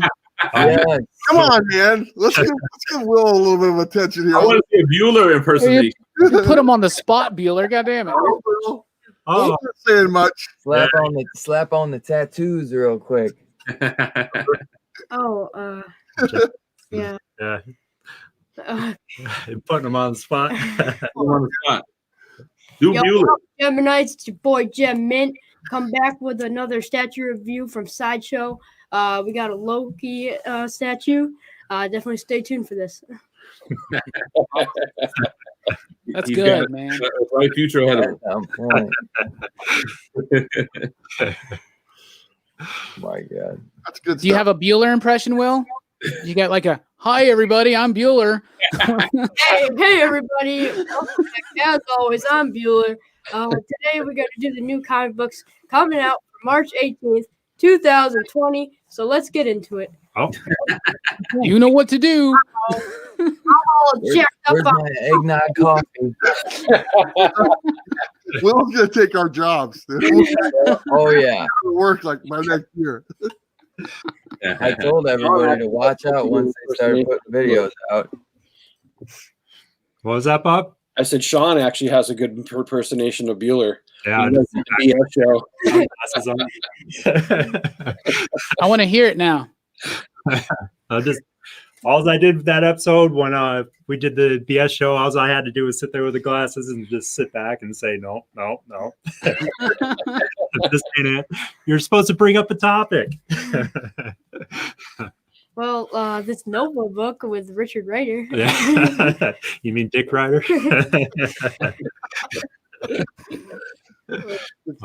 What are the books we talking about, y'all? I'm trying to think. I know you've been wanting to talk about it, so go for it. What book? Yes, I was gonna say. Let's talk about it. The who wants to start off first? Oh, I do. It's so good. I read it. I loved it. I know you did. It's about that person and that other person, and then something happens, and then it's the end. And then that thing happens to that other person. Yeah, that was great. That was great. I know, right? Okay, some nice word bubbles. Like what you were talking about though, with like Strange Adventures on the artwork style, from like how it can translate from like what is it? The flashbacks, and then like the present. Is that how it is in Strange Adventures? I can't remember because I read it digital. So I love how it goes from like the 1970s to the Old West. I think that it translates perfect. And you always, you know what I'm saying, it never gets like muddy or anything, and you can always tell that, you know what I'm saying, like this, like that is one part is from the 70s and the other part is from the West, man. I've been loving this story, man. I know this was your pick of the week too, wasn't it, Robbie? It was my pick of the week last week, and it had a lot of competition, but like look at the paneling right there. Look at the composition by Sammy Cavella. And the way that he uses the prison bars to also make panels in the page. And I love that so much. I love his artwork. Yeah. The book is so good. The way it does both stories, the coloring, the lettering, everything about that book is amazing. And it goes, man. I forgot it too. It goes like one panel West, one panel the 70s, man. I love this book, man. It's got a gritty, textured coloring style to it that I really, really like. Jason Wordie is such a fantastic colorist. I love the way that they colored, like, I forget exactly where in Texas it's supposed to be, but like the brightness to the sky and, like just the desert looking style. I thought was really cool, man. Yeah, that's a good book. I'm loving it. I thought issue 2 was better than issue 1, and I really liked issue 1. I agree. I agree. Oh, issue 2 came out of the Adam Strange thing? Oh, no. No, yeah. I think that I heard Adam Strange comes out next week, I believe. No, I don't think it does now. We don't. Yeah. Maybe. I don't think DC and Marvel still haven't said anything about digital. Right. A lot of the other companies have, but they haven't said anything yet. Are you sure Marvel? I thought they said Marvel. DC is the only one that hasn't said anything at this point. I just saw something like that. Okay, I need to double check. I know that Comixology was saying that Dr. Aphra #1 comes out digitally next week, and Marvel said no, it doesn't. So I think that was kind of a lead in to the idea that they're not going to release digitally. Yeah. We haven't heard anything. I heard crazy things from DC, like they were contemplating putting all of their books every week up digitally on their app and just trying to get people to go into their app. And maybe that was how they would just do comics now. Was Marvel doing something where they're doing a free trial, then it was going to be like $10 a month or something like that? For Unlimited? For Unlimited, yeah. And Comixology right now, last I saw, they were doing a 60-day free trial on Comixology. Wow. The thing is about those digital comics, man, they don't show those double-page spreads well. Like, I have to read a couple of them, and I'm like, you missed the whole thing, and then you read the one page when you were really supposed to read across, and I'm like, fuck, then I got to do it over again. Yeah, I've had that happen before. And I've also had them where they actually do it right, and if I'm reading it on my computer screen, which is kind of, it's a decent size, so I can do that. Yeah. But if I got my little tablet, sometimes it messes it up. My phone. Yeah, what are you doing your phone? That's what I usually do is my phone, and I'll have PDFs for months, like the AWA Upshot books. I had those for months. I have Finger Guns issue 2, and it's like I really just never end up reading them because I'm like, yeah, I don't want to ruin the book. Like the book will still be good, but I'll notice just it's so much better in my hand. You know, I don't know. I just like Savage Bastards. That book I read it PDF, but then like the book, because the way that the artist drew it, it's like painted. It's like the guy, he sketches it out, but he paints the colors. And dude, the way that book came out was just amazing in hand, and it did not do it justice in PDF form. Sometimes when I read my advanced PDFs on my screen, I'll blow it up so large sometimes that I'll actually be able to pay more attention to the coloring. And like that's how I'll notice and pick up on the like some of the textures that they're using in particular. So I think they're all going to halt physical production until digital, because okay, let's just say they do digital for like a month, and let's say the print comics come back a month from now. I think it's probably going to be more like 2 months, but let's just say, right? So let's just say it's a month. So what happens then?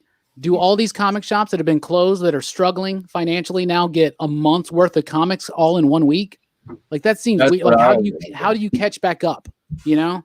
So that's what I was like, man, I gotta put some money to the side because I'm gonna have like a stack as tall as me or something, man. Like if depending how long this takes, like I kind of thought that they would push everything back, so there won't be anything to catch up on. It's just whatever was supposed to come out next week comes out in 2 months. You know what I'm saying? Yeah, I think that's what they're gonna do. Everyone's getting stimulus checks and everything, so the stores should hopefully be able to pay whatever bills and get to that next, that reopen. Yeah, hopefully. I mean, we're forced to close tomorrow at 5, and we feel okay. You know, I mean, it sucks not having new comics. You know, it sucks to be forced to kind of close your business. We're going to try to keep doing like our eBay store and all that kind of stuff. We've been doing curbside this whole week, but the state finally came down and they're shutting non-essentials down, and apparently comic shops are non-essential. But I get that. Hey, you keeping us locked in our houses, and now we're not allowed to get our comics to read, you assholes. I'm just going to do what Jim did, and I'm going to rearrange this whole studio and get it set up. By the way, Jim, I watched your video. I'm trying to rearrange my room. Hey, guys, I got to step away for a minute. I'll be right back, okay? Okay. Yeah, man. Jim, I watched that video. Your new setup looks amazing. I love all those lights. I want to go hang out and play some Street Fighter with you, man. Best comic book room in the world is definitely not. That's understating. And I hope y'all know awesome. I made that a clickbait title on purpose for people that are not subscribed. That will be like, let me see if this is the best room in the world. Oh, it's okay, but that was just a clickbait tactic. We know. Hey, but I'm agreeing with it, man. Still a good video, though, man. I love that. Your room is the best, dude. For real. I feel flattered. I can only imagine living in there. I always tell Comic Tom, because he asks me about should he rearrange his room? I'm like, dude, you just got to get LEDs. It's all about the LEDs. I want to get some, man. I think I want to get some on Amazon. They're still shipping LEDs, right? Yeah. You guys read Red Mother? Man, I read issue 1 and 2. So here's my problem. I know Robbie loves it. I'm gonna get this in before he goes off on it. What I do is I look at Previews World, and then I send my LCS a list of what to pull. You know what I'm saying? Like, I don't really get to browse. You know what I'm saying? So I guess it didn't catch my eye on the Previews World, and then it comes out and everybody's raving about this book. Yeah. It didn't catch my eye either as well, because I actually probably would have picked it up physical, but I had to read it digital because if I don't put it on the pull, my shop won't get it. They just won't get it.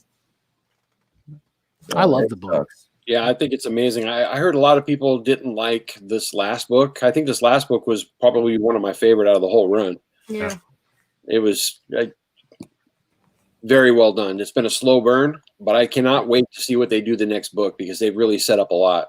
You know, it is a slow burn, and like we talked last month with the Hellraiser connection, Pinhead and the rest of the Cenobites only show up a few times in that movie, and only for a little bit. And so the book is really focused in on this woman, on her trauma, on her dealing with it, on this unfolding mystery. And I mean, we only got one issue left to go. I don't know how they can wrap this up in one issue, but I think if you look at the structure of the Hellraiser story, you can kind of get an idea of where it's going. And a lot of these boom books, like Folklore, that wrapped up this week, it left and it had an ending, but it left it open to come back and do more. And I think I hope Red Mother does the same. Yeah. It hasn't been as successful as Something Is Killing the Children or Once and Future. Both of those were initially going to and that's just the way they do it. There's like, we're going to do one arc, and if it's successful, we'll keep it going.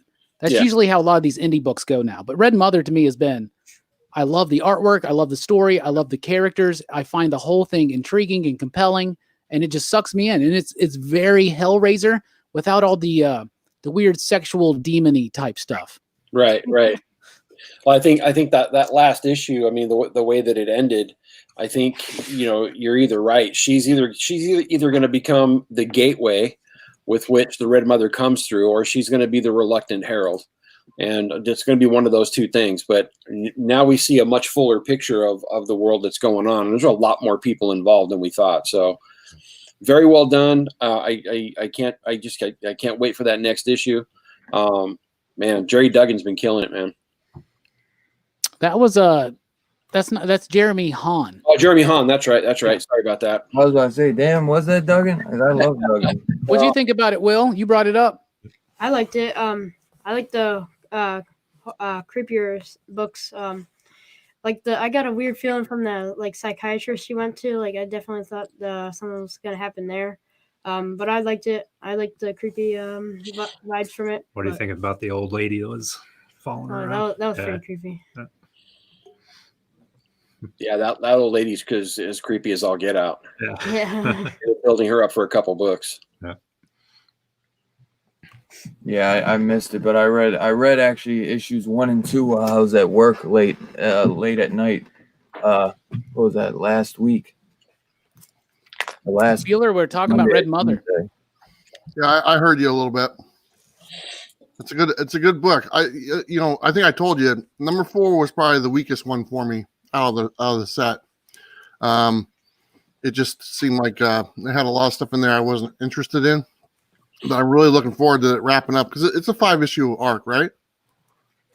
Yeah, allegedly.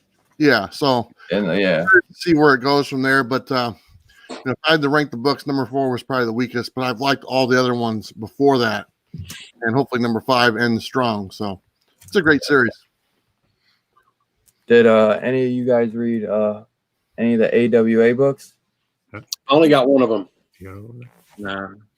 Have you heard about this company, Jem? It's new. It's a new publishing company. I just heard everybody in the comments that day was like, "You didn't get any AWA books?" They were reaching out. They were reaching out digitally way before that. They were they were giving out copies of this stuff left and right. You gotta just reach out to them because they're really loose with their advanced copies. They would have gave Jem everything, man. They were giving me a bunch of stuff, let alone they give Jem everything, man. They're pretty good though. They dropped 4 books though in 1 week. Their launching period was 4 books. They probably should have spread that out. I think it's kind of rough, but they kind of should, like Robbie said, they kind of should have stretched it. Benjamin Percy, the Wolverine writer, is actually doing an apocalyptic story called Year Zero. I think that was supposed to come out April 1st, so next week, but it won't anymore. But this one I really enjoyed. It kind of has that Ice Cream Man feel to it, with a hotel manager kind of telling the stories, and each issue is going to kind of revolve around one room of the hotel, but it kind of connects in a way. It connects a little bit more than Ice Cream Man, I feel like, because Ice Cream Man is more one-shots. But I didn't get Archangel 8, but I do have it. I have a black and white version of it, because that's what they were sending out, Jem. They were sending these trades, but they weren't colored in. Well, it sounds like TKO did, right? TKO just kind of puts all their books out as trades. Yeah. And all at once. So they'll put out 4 or 5 trades, and that's what it is. They don't do singles. I don't know. Yeah. AWA is doing the singles, but they they sent me PDFs of all of them at first, but they also had that upshot. It was like a trade that had black and whites of all 4 of these, I think. They're still doing them too. Hotel was good. Resistance was really good. Yeah. This was J. Michael Straczynski and Mike Diodato. I know that Bob said that all the artwork, it looked like, this is Ed Harris and this is Harvey Keitel. And exactly. And that's how Diodato does it. But it's a scary book to read right now because it's about this pandemic that just comes out of nowhere, and it's a 95% death rate or something like that. Yeah. So it was kind of like, wow, what a week for that to come out. But it worked, and it hit hard. It kind of feels like the setup at the end is a little bit Rising Stars, but since this is just 6 issues, we know it's not just going to keep going and going and going and meandering around like Rising Stars did. But I really liked it. I thought the artwork was great. I loved Hotel. I loved Archangel 8. I thought Red Border was okay. It was strong, but it wasn't the strongest. But I thought it was a hell of a debut for AWA, which is Bill Jemas and Axel Alonso. And they know they have a lot of connections in the industry because of their former positions as editor-in-chief of Marvel. And then, Bill Jemas was the president of Marvel there for a while. So they're going to have some really strong talent. And John Lees, who did Hotels, the guy that did Sync, he's the guy that does Mountainhead. He's a fantastic writer. You got JMS on this. You got Michael Morisi, who does Wasted Space. He's the one, and The Plot. He's the one that did Archangel 8. And so I thought it was a strong debut. The Resistance was my favorite, though. I really liked that. And I'm glad I finally got this cover of it because I like this one better than the other one. Dude, I couldn't, for my shop only got this one because I want that cover as well. I didn't get Archangel 8. I had them all on my poll, but Dylan, show that cover. You can see Ed Harris on it. Yeah. Dude, that's Ed Harris and Harvey Keitel. Everyone keeps giving me shit. I was like, dude, that's Ed Harris, man. When I read it, I sent a message to Robbie. I'm like, this is bull crap, man. I thought they were setting everything up because if a movie comes out and Ed Harris is playing that character, I'm calling it right now. I mean, that was crap. Right. That's what I said too. I was like, this could be, maybe I was like, are they getting ready and they're going to do a movie for it? And they're just kind of casting already. Yeah, that's Deodato does that. When he drew Norman Osborn, especially back in the Dark Reign days, he drew him exactly like Tommy Lee Jones. Yeah. And so sometimes, though, the artist kind of fan casting in a way works because that's what Brian Hitch did with Samuel L. Jackson and Nick Fury. So that's why we got Samuel L. Jackson in those movies. That's true.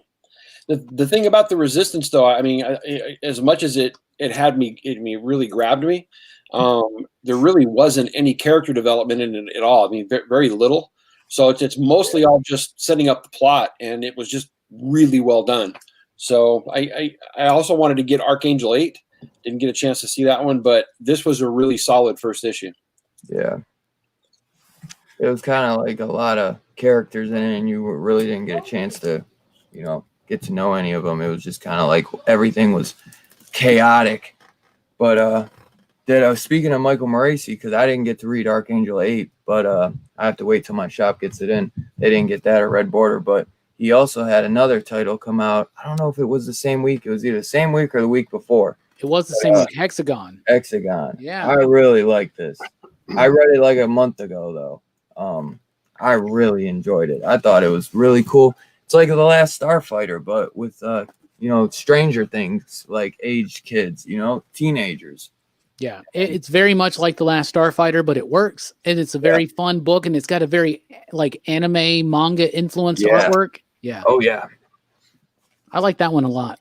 Me too. It's also like that Clerks animated series episode that kind of rips off Last Starfighter as well.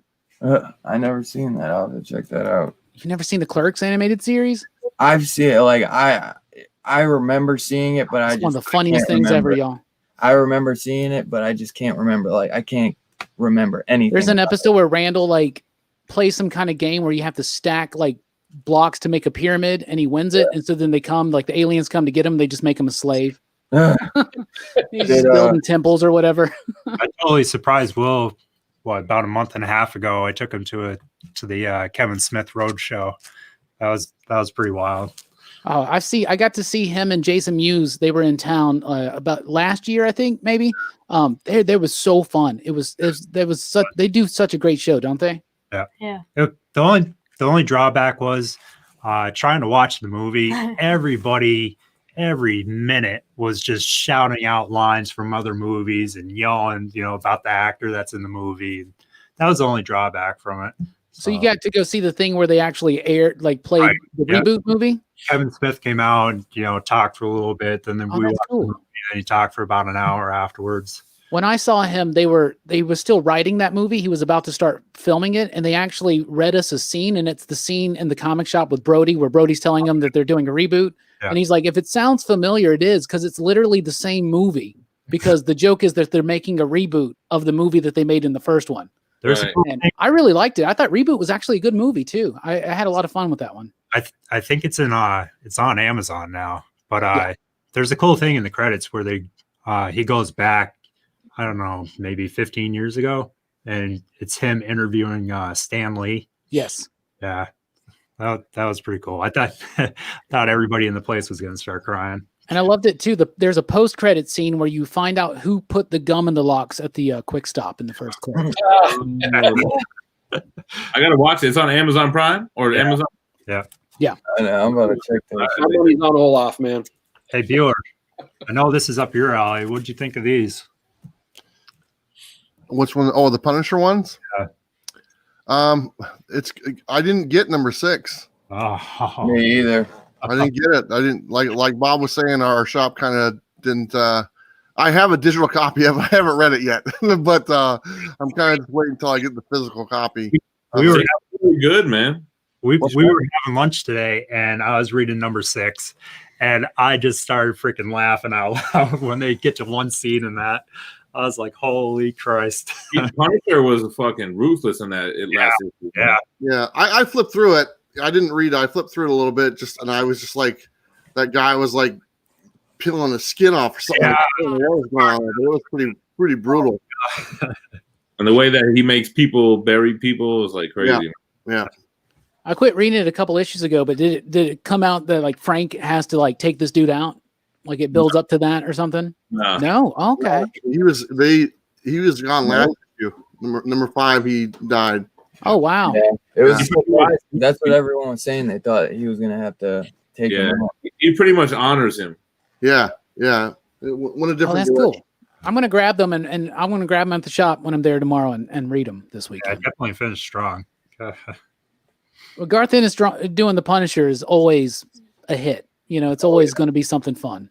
I'm surprised that he only did a 6 issue series. Yeah. He only likes doing miniseries now. He doesn't like committing to an ongoing. Well, they're doing like the 12. Barracuda one shot. I don't know. Is he writing that or Which one? Barracuda, the guy No, from? he's not. Is that? I think it's Ed Brisson, but I may be mistaken. But it's not Ennis. No. Which is a shame. I would love him to come back and do more ongoing Punisher, but his Punisher run is fantastic. I love that the very first 12, the Welcome Back Frank story. I love that so much. I just love it. Chaos in Comics says Frank gets a friend. Frank gets a friend and then loses him. It's like Rambo 2, man. Just when they were getting so close. The thing I like about Punisher Soviet is it's a callback to the old stuff, and I really hope that they give him his own title going forward as a result of this, because that's kind of like where I like to see Frank Castle, this whole Cosmic Ghost Rider thing and all that type of stuff. That's not Frank. If they kept it the same pacing as this and the same violence, and I'd totally be on board with it. Were you guys reading the Punisher run before this? Because I was. We watched. Rosenberg one. like I liked it. 18 issues. It was pretty good. Wait, 16 issues, I think it was. I liked it, man. I got the 1 through 5, and then I just stopped getting it. Then he got 'cause into the Kill Crew. Yeah, the Kill Crew one. I heard that was good. Yeah. I didn't pick that up, but I kind of wish I did because Robbie was raving about it. Did any of you guys? We haven't really talked about any of the X-Men books that much, but I wasn't gonna pick this up, and it was kind of a surprise how much I liked it. I think I liked it a little bit extra because I had no interest in it at all.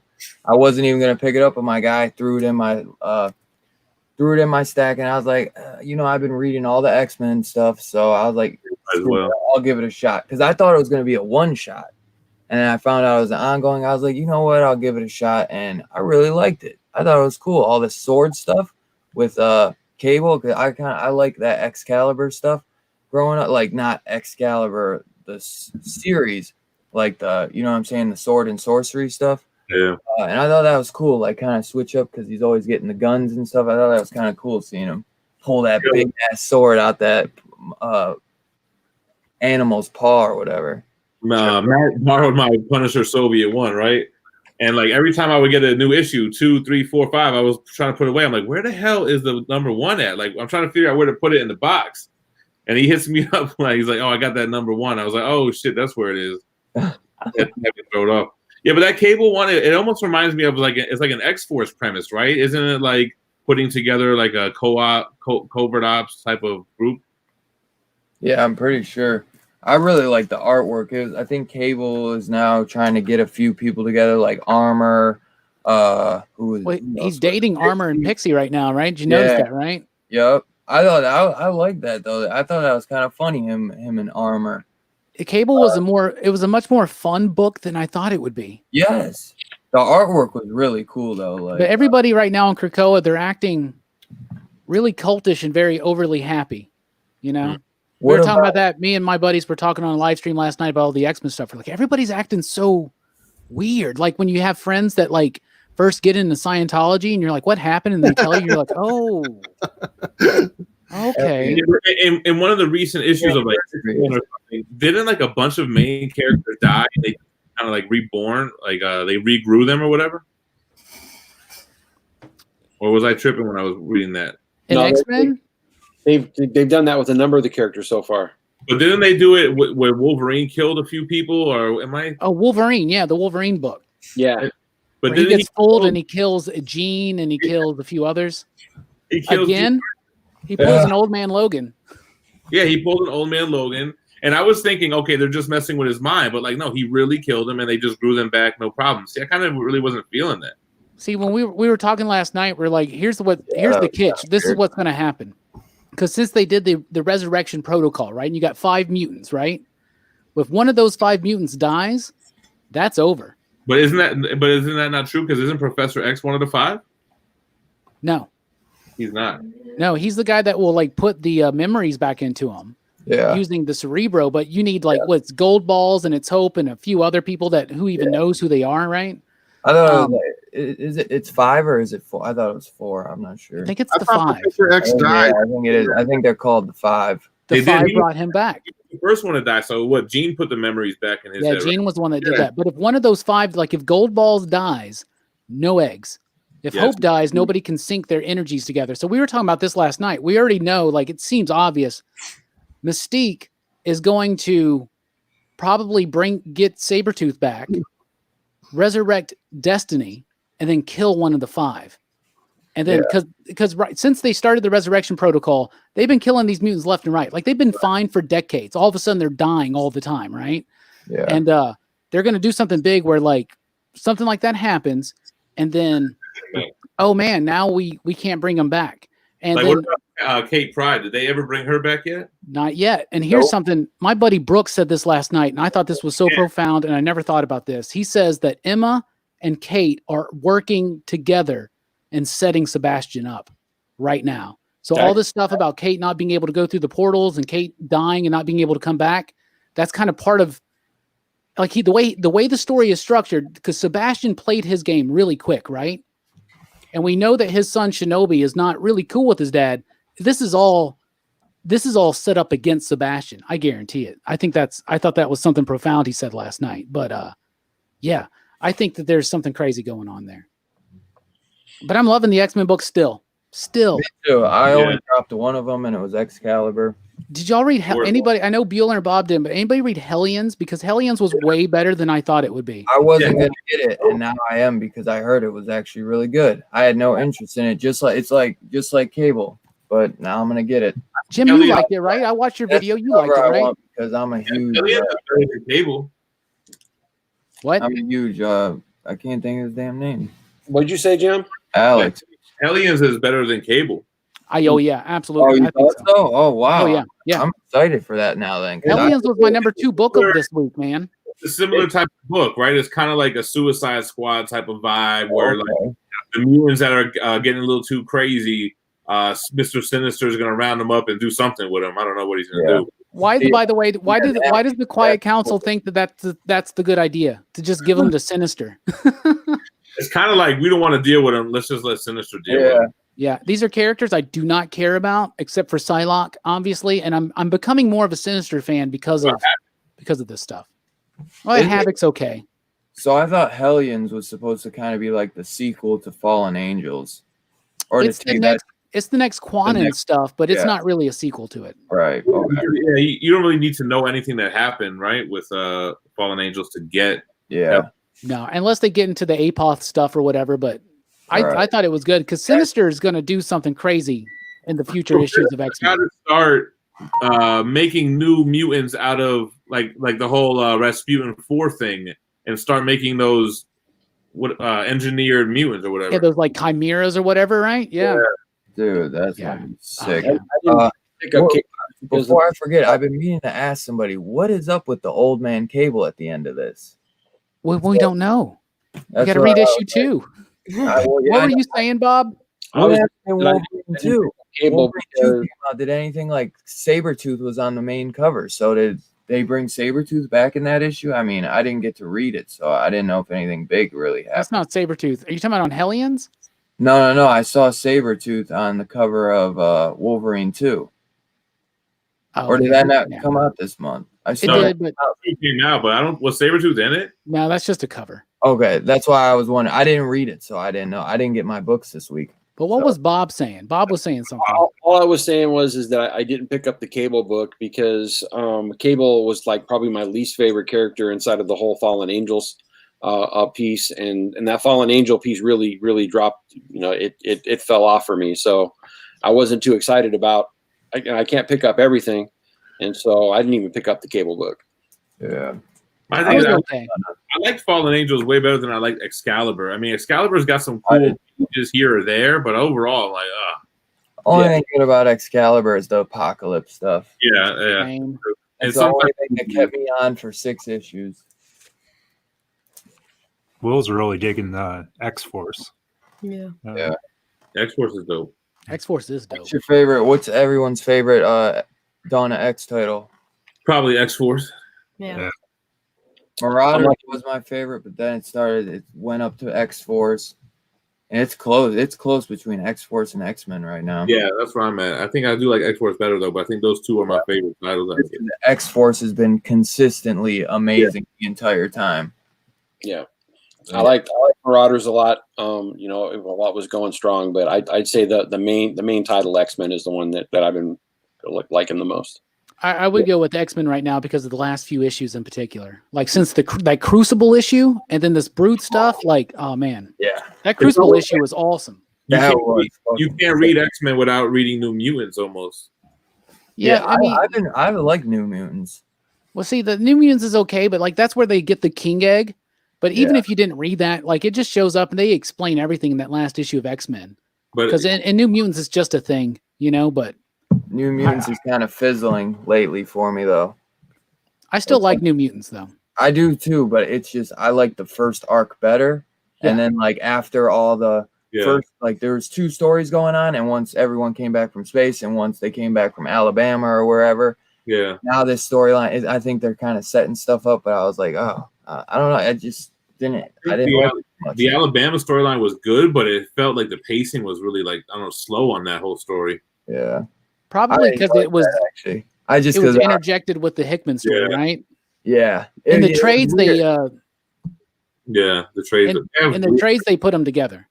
Hey, like the first trade came out, and it's just the Hickman stuff.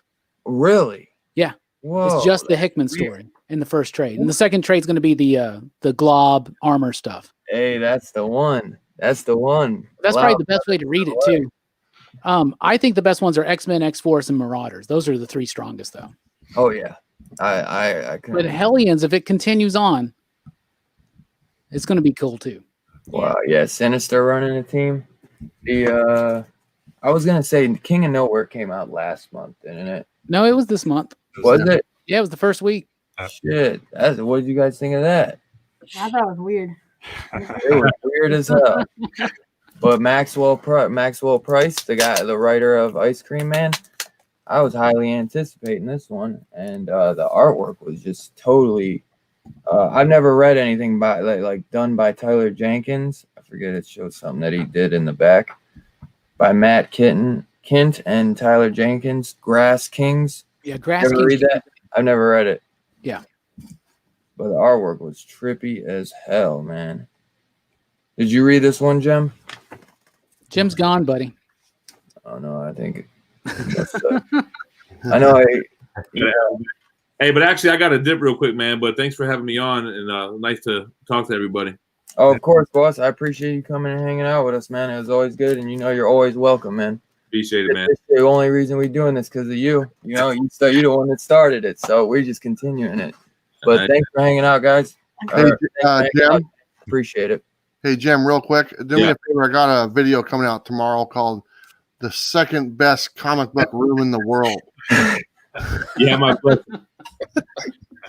All right, See you, man. See you, buddy. I got one coming out called the 890th. That's comic book room in the room. Hey, Bob. I got one coming out called "The Worst Comic Book Room in the World." Let's put the spotlight on Bob for a minute and let him talk about his favorite character. Yeah, he's ready. I am ready. 2 hours into it. Got that bitch like a strap. He pulled that motherfucker out. I've been waiting, man. Yeah. This book right here, I both loved and hated it at the same time. Yeah. I loved it because this is what we've been waiting for. Zdarsky's really been building up to the big payoff, and man, did he give it to us. So I really love it for that.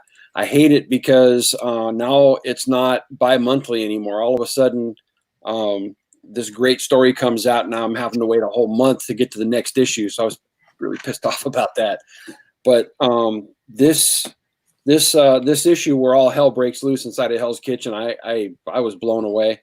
I don't think I've ever been excited to see Stiltman, and they gave us some awesome Stiltman inside of this, and just awesome, man. I mean, I can't say enough about what he's been doing on the book, and I was happy that Chichetto's back, but looking at the next couple of issues on the adverts for him, I'm kind of apprehensive because I have a feeling we're going to lose Zdarsky here soon. He's coming to the end of his run. I'd love to see him go for a lot longer, but I'm kind of apprehensive because I don't know what they're going to do next. But this has been an amazing run, and I'm going to enjoy it while it lasts. How about that? What'd you think of Kingpin just sitting back watching the whole thing? Oh, it was awesome. It was, I mean, what they've done with Kingpin and the storyline has been really cool. Yeah. Basically the whole issue with the Stromwyns and what they've done with him, I think has been really cool. But I have a feeling that we're going to see him break out just as much as Daredevil, and he's going to take and he's going to stuff those two. You watch. Yeah. Daredevil's great. It's amazing. Chip Zdarsky needs to do a 5-year run. Yeah, I would love that. I would sacrifice Zdarsky on Daredevil to get him on Fantastic Four. I would agree with you. Yeah, he's been right. The X-Men versus Fantastic Four that he's been writing is fantastic. I just read the latest issue last night, and that's an amazing run. What do you guys think about the art in that? Sorry to cut you off, Bob. It's okay.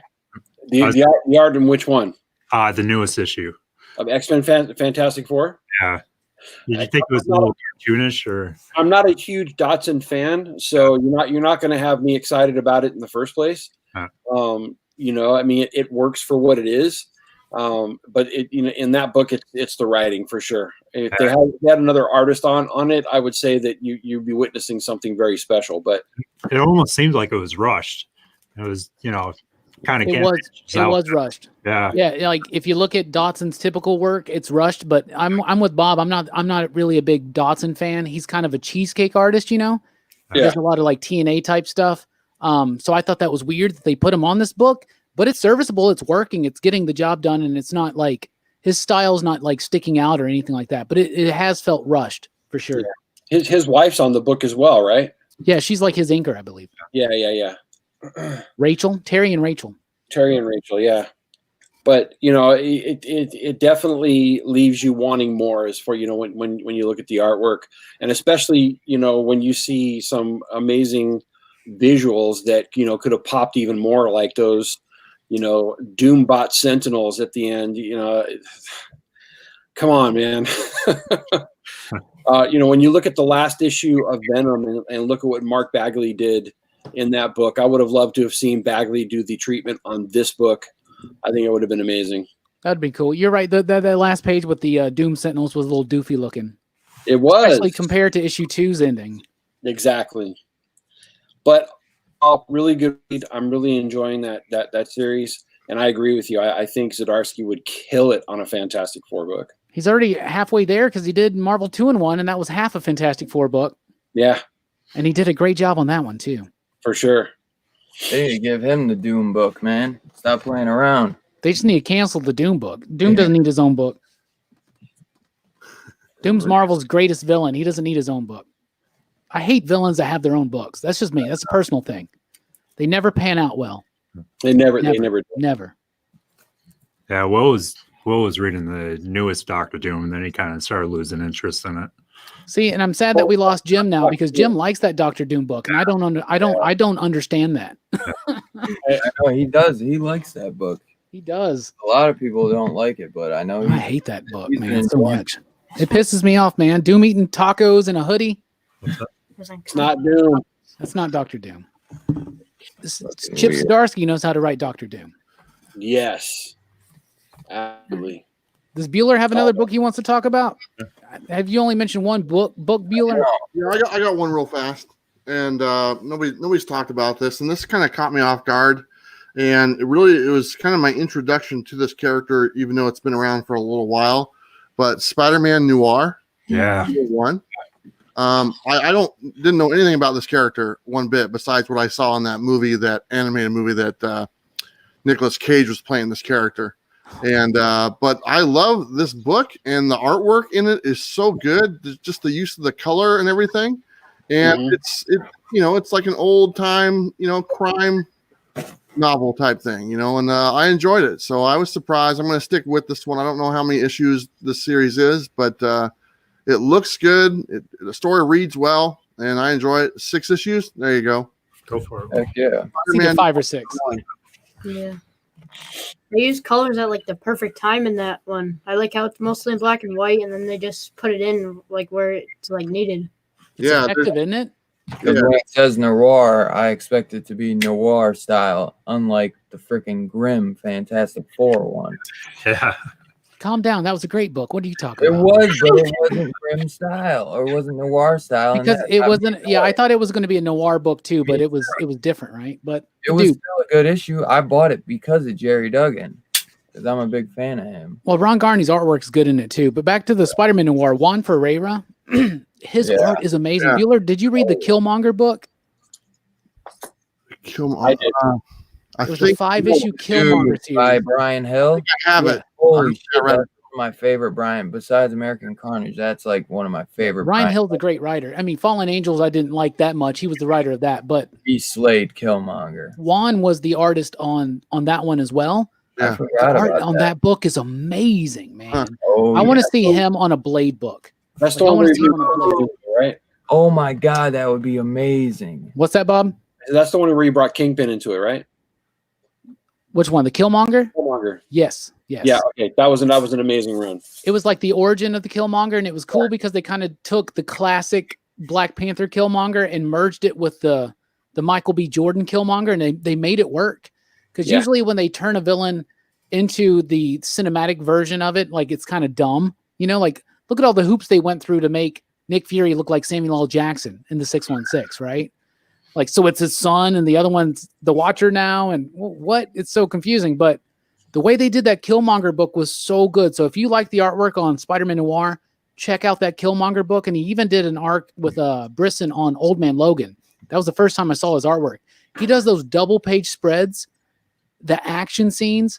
They're so dynamic. They're filled with energy and movement and just amazing. And like Will said, his use of colors is absolutely fantastic. Yeah. Two brothers just asked a question in the chat, and I'll say I'm guilty. I asked Bueller about this the other day as well. He asked when we read that book, did we read it in Nick Cage's voice? And I did. I wanted to, but the Nick Cage one is a little bit goofier, but he's one of my favorite parts of that movie when he's like, sometimes I just light a candle and hold my hand above it just so I can feel something. I love it so much. It's funny that you bring up the Michael B. Jordan. Tell him what you were saying to Dylan about. I just finished reading Excellence. And like the main character in there looks like exactly like Michael B. Jordan. Really? I almost want to say that Michael B. Jordan's production company is already interested in that book, even like before issue 1 came out, I think. I saw your post about that. Excellence. I only read for the first few issues, and when you read so many, sometimes you just gotta let some slide. But I've been meaning to pick up that first trade because I was really liking that book, and I thought it was a really cool concept. Now that's the series that's taken a break for a little bit, and it's going to be coming back. Yeah, and come back in April. Excellence is really good. Did anybody read Bitterroot? That's another one I really like from Image right now. Yeah, that's by Black creators about Black characters that I think is absolutely fantastic. Is Bitterroot? Bitterroot's great. I was supposed to be getting that Boys in the Hood cover, and it never came through. Hey, what did Will think of Boys in the Hood? Yeah. Oh, I liked it. Yeah. That's a great movie. Hey, you know what else he watched, Bueller? He watched Roadhouse. I can tell a difference in them. You're a man now, Will. Congratulations. Now you got to watch Colors. Did you watch it in the pitch black dark with your dad? With a bottle of Jack? You know, I'm one of those random guys that I don't get everybody's obsession with Roadhouse. I think that's a terrible flick, personally. Sam Elliott. Oh, how could you? I know, man. I know. I shouldn't have even said it. I was like, I'm gonna lose 50 subscribers now, probably, because I said that. But God Tank's gonna come after you, dude. I might have to. Maybe I'll rewatch it. Maybe I'll put it on a PCP movie poll. That's what I'll do. There you go. I know a lot of people aren't reading this, but I think the art in this book is awesome. The Niobe. Yeah, Niobe. I just got number 1 just recently. I put up a post on Instagram. One of the people from Stranger came and talked to me about it. Yeah, that's awesome. I guess it's like a whole world. I guess there was, a lot of issues, because we just got into it, and I guess there's a whole backstory, and they've got the whole future of it planned out, and it's pretty interesting. There's another series. That's part 2 of the series. So there's another like 3 or 4 issues before that came out a while ago. Yeah. They sent me a whole map of everything lined out the way it's supposed to go. Nice. Yeah. Well, hey guys, I'm gonna let you go. I'm gonna have dinner with my son, and hi, Christian. It has nothing to do with Robbie insulting Roadhouse. Maybe a little bit.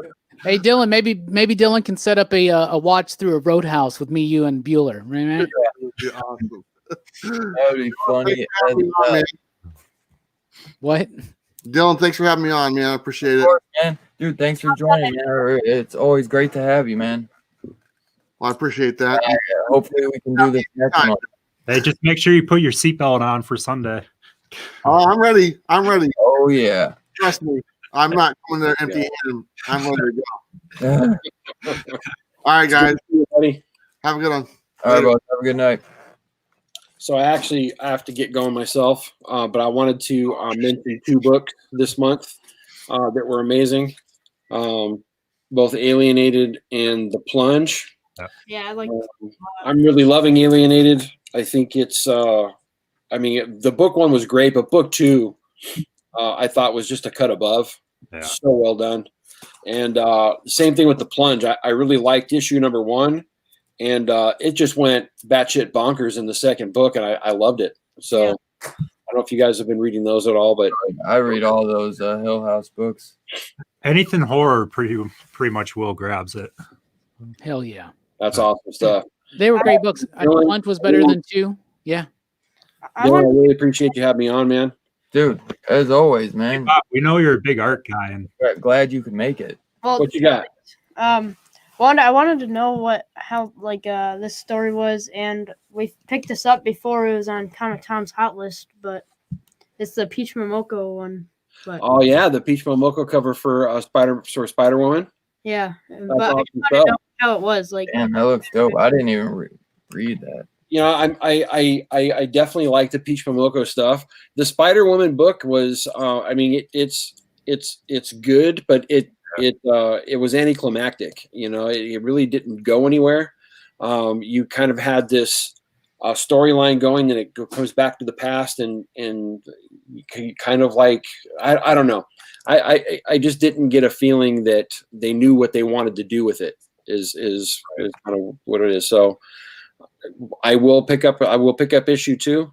because I do like Jessica Drew. I really hope that they do justice with that character, but I wasn't impressed with the first one. All right. So, anyway, guys, I heard mixed reviews on that. yeah, for sure. You guys have yourselves a wonderful night. You guys all stay safe and healthy. Love y'all. Y'all take care. Love you, Bob. See you, boss. It was I'll catch awesome. you later, man. Have a great night. You too. I was gonna say, we lost them. Dylan's always talking. Go ahead, say it. What'd you say? Oh, I was gonna say it was absolutely finally awesome to finally get to sit down and talk with you. You know, I've Yeah, been man. working this for a long time. Ever since you put out that video about Vision and your whole story with that, that's what made us do our origin story. You know, that it was awesome. Well, I appreciate that, and that's one of the things I love about comics. We all have an origin story, Yeah. you know, as to what got us into it, and you know, that makes us all part of this wonderful tribe that we all belong to. And we have something that a lot of people don't have, which is a way to be able to connect no matter what's going on. And Right. so that's one of the things I love about this community. So appreciate you guys. I do enjoy talking with you. We're going to do some more stuff. I can't wait to go on with you, Will. Yeah. That's gonna be hot. A couple more weeks. Yeah, for sure. Anyway, you guys have a good night. Stay safe, okay? Okay. You as well. Dylan, in keeping with tradition, Yeah. I'm about to have to bounce out as well, but I got a couple more books I want to chat about real quick. I figured we'd probably be wrapping up soon with everyone. Yeah, we hit that 2-hour mark. You know, Yeah, we got it. We got to throw out some. we got a few years on you, Dylan. You know, we can't. You know, it's 10 o'clock. I haven't eaten dinner. My lady's probably in there. Like, what the fuck? Excuse me. Where's Robbie? Where's Robbie? Good. I got two more that I want to talk about. They're both indie, surprisingly so. Okay. I know I rarely talk about indie books, Yeah, I know, man. and I It's know like, I rarely talk about Vault big too. Comics. But Vault Comics had a new one called No One's Rose. Yes, I'm so mad. I wanted this one. I I ordered love it. it so much. Didn't So get my it's- books. Written by Zach Thompson and Emily Horn, with artwork by Raphael Albuquerque.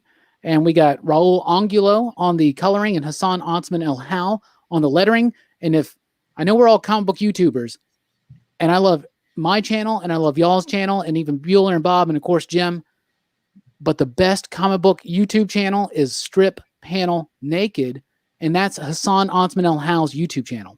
So if you ever want to learn about the craft and the technique of the storytelling that's in the comics, check out his YouTube channel, Strip Panel Naked. He also has a Strip Panel Naked.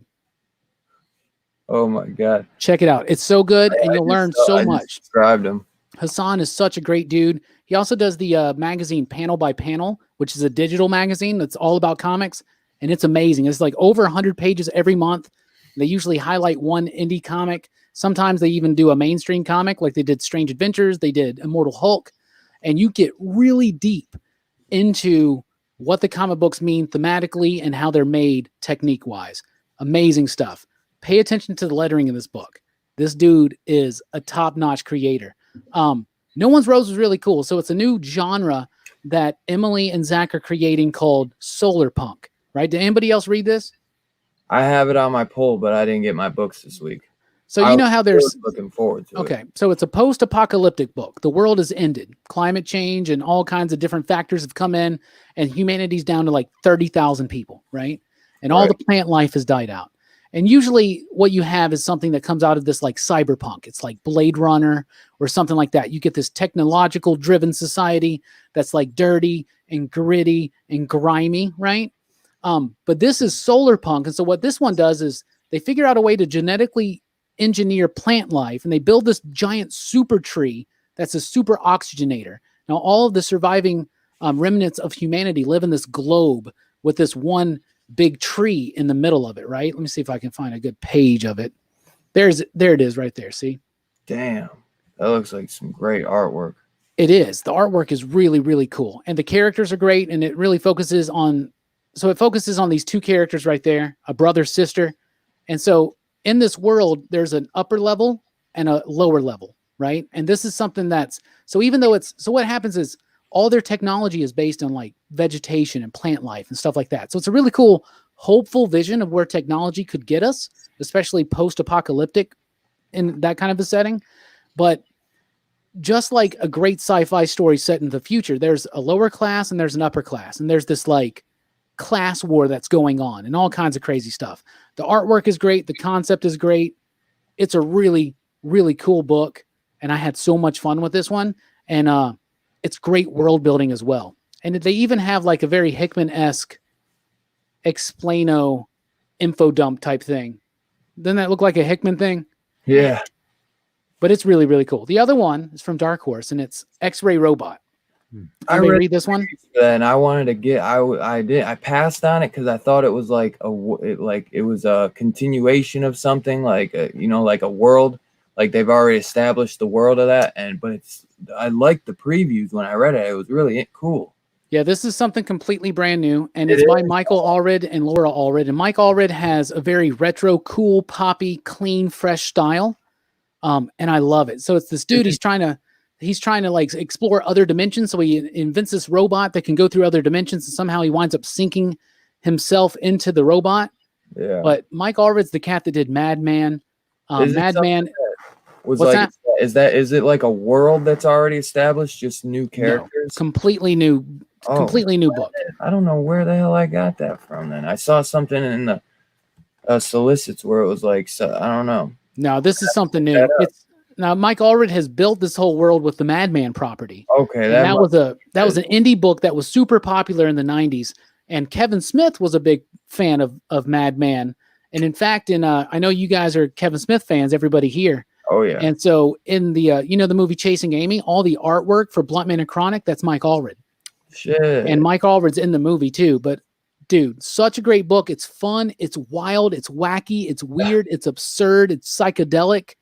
It's exactly the kind of comic books I like. You know what I'm saying? I say don't do psychedelic drugs. Just read Mike Allred comics, and you already got it. There you go. You're good. Seriously. So man. I love those ones so much. I'm gonna have to check that out now. I'm glad you mentioned that because I think my shop might have had one copy left too, and I was on the fence about that. But I'm gonna that. I read the previews and it really did intrigue me. I just thought it was gonna be like something that's already been established. So sometimes I try to stay away from stuff like that because I'm like, I'm gonna feel left out or something, you know. Oh yeah, it's a fun book, and it's like I said, it's wild and weird. And anybody that follows me or follows my channel, especially the Teen Dog Shades Night, I like getting crazy and wacky and wild, and that's what this book is. It's nothing but fun sci-fi psychedelia, and I love it so much. But before I go, I want to hear Sean and Will talk about another book. I just got to. Yeah. What do you want to talk? Because I know they got a giant stack there. Yeah. For real, they didn't get the stack out for nothing. Come on, let's hear a few real quick. I can go with this. You want to go with Family Tree? Yeah, and then we can do like one more. Go for it. Yeah, sir. I know you haven't talked a lot, so go for it. Well, this is like the last issue in its arc, right? Well, it's starting the new one. Yeah. But I liked it. I thought it was cool. This time you get to see her in her full like tree form. But I want to know what happens on later. But I liked it a lot. Yeah, they kind of flash forward 5 years. Yeah. Pretty wild. Yeah. It was a great issue and a good pick because it completely shifts the story into an unexpected direction, and I'm super enthralled by it. Right. Yeah, definitely interested to see where it's going. But Jeff Lemire just can do no wrong, right, guys? Yeah. He's killing it. The other one that we almost don't hear too many people talking about is Lucy Claire, the Werewolf Hunter. These have been really good. I've been enjoying it pretty much the entire way. I haven't even heard of that, I don't think. I'm trying to think. I read the first one, and I thought it was good, but I never read the other ones because it probably hit one of those big weeks. But I love a good werewolf story, and I've heard that this one's really solid. Yes, Jason, I love a werewolf story, man. I know Jason from Heroes Icon really likes it. But yeah, it's one of those stories that I haven't heard a lot of people talk about. Between this, the Niobe, and I think, was that it? Yeah. But yeah, it's just, I like finding these little books that a lot of people don't talk about and, really getting into them. And, I really enjoy that instead of, a lot of the big titles. And it's just, it's just fun having that little story. That's where you get the best stuff too. And I remember the coloring in that book being really good. Yeah. What was that one called again, Sean? Lucy Claire Redemption. Redemption. Yeah. Yeah, it's from Image. It's like she's like a werewolf hunter or something. Right. Yeah. Shit, I love stuff like that. Werewolves are coming back, y'all. Werewolves are coming back. Werewolves are like my favorite universal. There's no reason why we should only have 4 good werewolf films in they popular got culture, but we Werewolf by do. Night coming. Marvel's relaunching Werewolf by Night. Yeah, but it's going to be a feel about teenager. it. I don't know if I'm down with that, man. I know. I'm picking, and the covers are kind of whack. Yeah, they are. They could do some sick covers for that, and they kind of. I ordered it, and I was like, man, I was looking at it, I was like, maybe I should have just said fuck it, because I was like, this doesn't look like it's gonna be good, but I kind of want to give it a shot. I love me some werewolves. Hey, my man David down there, the #1 general in the PCP Army, just said he subscribed to Hero and the Kids channel. Hell yeah, David, you're gonna love it. They're great stuff, and Will's been doing these interviews with people every Sunday, and they're fantastic. And I've heard a rumor that you've somehow booked Pop Culture Philosophers, so I'm very excited to check that one out. I texted you on IG. I messaged you back. I did. It's gonna be like. That's why they told me that, and I was like, shit. I was like, we gotta get you on for tonight. Break the ice, man, and hang out. He put Robbie in for the number 10 because he's been trying to build it up, trying to get rid of the nerves. As you can tell, we're trying to talk about the books, but we're so nervous talking. We just need to get more reps under our belt. I like being on episode 10. My birthday is May 10th, so I like 5 and 10 are my favorite numbers outside of 4. May 9th. You just got some big reps. You're May 9th? My son, Ben. Ben, Yeah. hell yeah.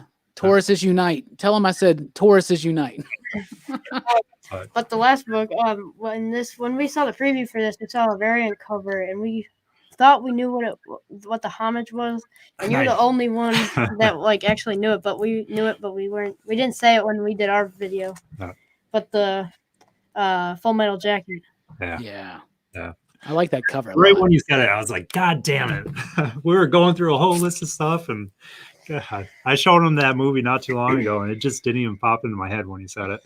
You showed him Full Metal Jacket? Oh, yeah. God. I watched that one when that movie came out in the 80s, so I was like a kid, like 7 or 8 when I watched that movie, and that movie I put that up there with The Exorcist and the Thriller music video. They were the scariest things when I was a kid.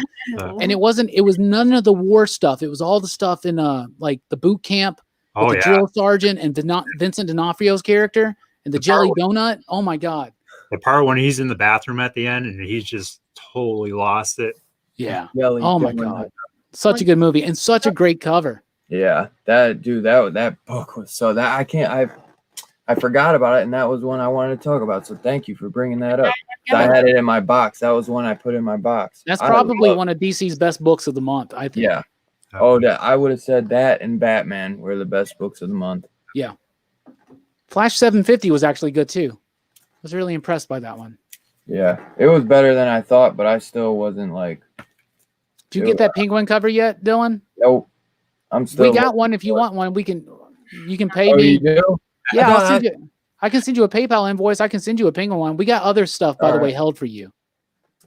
For me? Yeah. If you still wanted it, you were chatting with Mike about some books last month or something like that.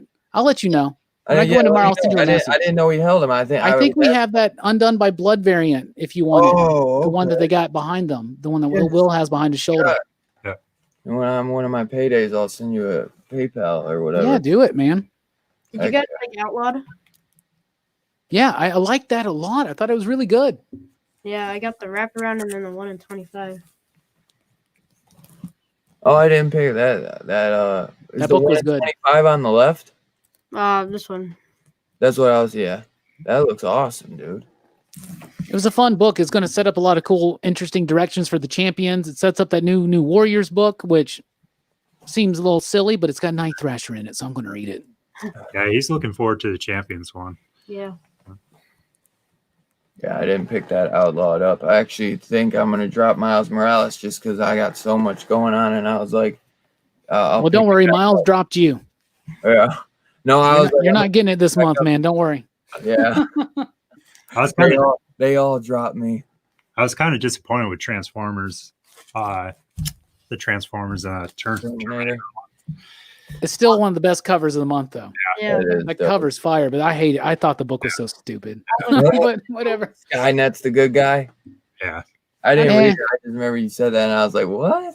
I like the twist on the old story. You know, I like that. Like that they sent a Terminator back to stop the Cybertronian threat, but you know, it was just kind of okay. Yeah. It was all right. The best of them Transformers versus books they did was the Transformers versus Visionaries, and the Visionaries toy line was one of my favorites when I was growing up. So it was that's a really good book. So if you guys can ever get a hold of those issues, and they had really cool covers too, with like the striking design on it. But Transformers versus Visionaries, I think it was 4 or 5 or maybe 6 issues, but it was great. It was good stuff. Yeah, the other one Blade wins. Blade wins. I mean, I love Night Thrasher, but Blade trumps Night Thrasher any day. Oh yeah, good answer.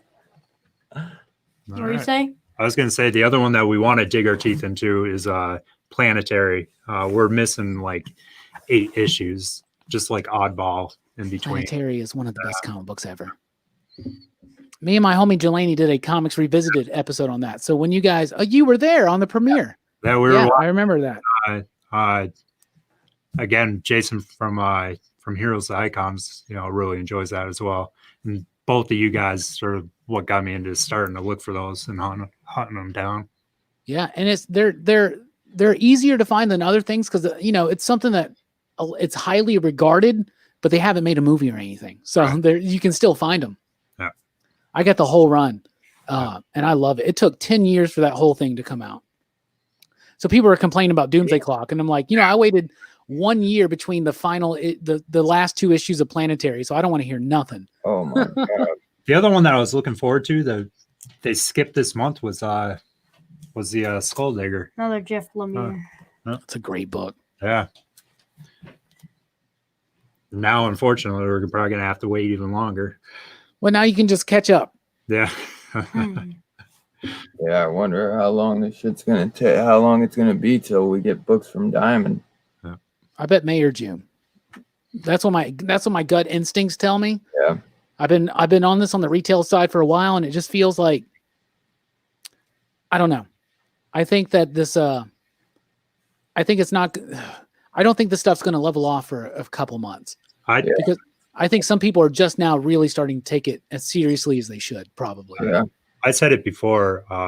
My wife's literally in the thick of it right now, and it's scary. Her workplace is hit the hardest in the entire state, and it's been on the news, and it's crazy because she comes home and we're trying to not think about it too much, but when she comes in the house, it's like everybody's staying away, and then she goes through her routine and takes a shower and all that kind of stuff. But she's had a lot of coworkers that have been out of work because of it, and it's really running rampant right now. So no one's gotten sick at her hospital, have they? Oh, yeah. They actually got it. 5 of cases, and then like 4 of them are pending. Yeah, and then a few deaths, and and she's had coworkers and all that kind of stuff. And holy shit. Yeah, it's rough out there. We've been kind of, for the most part, down in Alabama, they've been ignoring it because we were one of the last states that didn't have a confirmed case, but it was only because we weren't testing. Yeah. And we started testing last week, and we've gone from 0 to over 500. Yeah. And so today we got the non-essential shutdown order, and we were anticipating it, so we were already talking about closing regardless because we're doing just curbside, but without new comics to fuel it, and we sell games and we sell lots of other stuff like that, but we've been losing staff. Yeah. We've had a couple of staff members that actually got sick and got tested. Luckily, they got their test back negative. We have people that are immunocompromised, so they haven't been working. And this is a tough time for all of us, right? Across the globe. We've never dealt with anything like this in our lifetimes. So we just got to, luckily we have such an amazing comic book community that even if they're not comic books for a month or 2, we're all going to keep doing what we do. Because we just love hanging out and talking about comics. And like Dylan said, it didn't even have to be about comics. Right. Y'all are just great people. And I loved being here. I'm honored to be here with Hero and the Kid. Dylan, not so much honored, but thank you. We just give Dylan a hard time. But no, it's a crazy time, but we're all in this together. So y'all stay safe. and I applaud your wife and other workers like her that are in those situations. And it's just, I mean, damn, I mean, it's just crazy ass time. There's no sports, there's no comics. They're two of my favorite things in the world gone right now. Yeah. I'm watching the Ocho, just hoping they pray and they bring it back again. I'm watching Slippery Stairs like this is the best thing ever. The Tetris tournament had me jumping out of my seat like it's the USA soccer team or something. Come on. Yeah, I heard they canceled the Olympics too. Yeah, they postponed them to next year.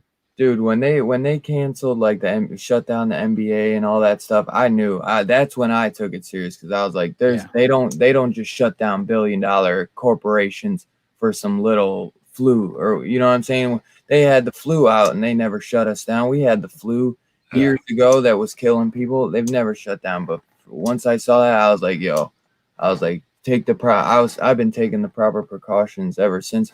I haven't been going nuts, but it's like it's better to be safe than sorry always. Yes. And it's like I'm not.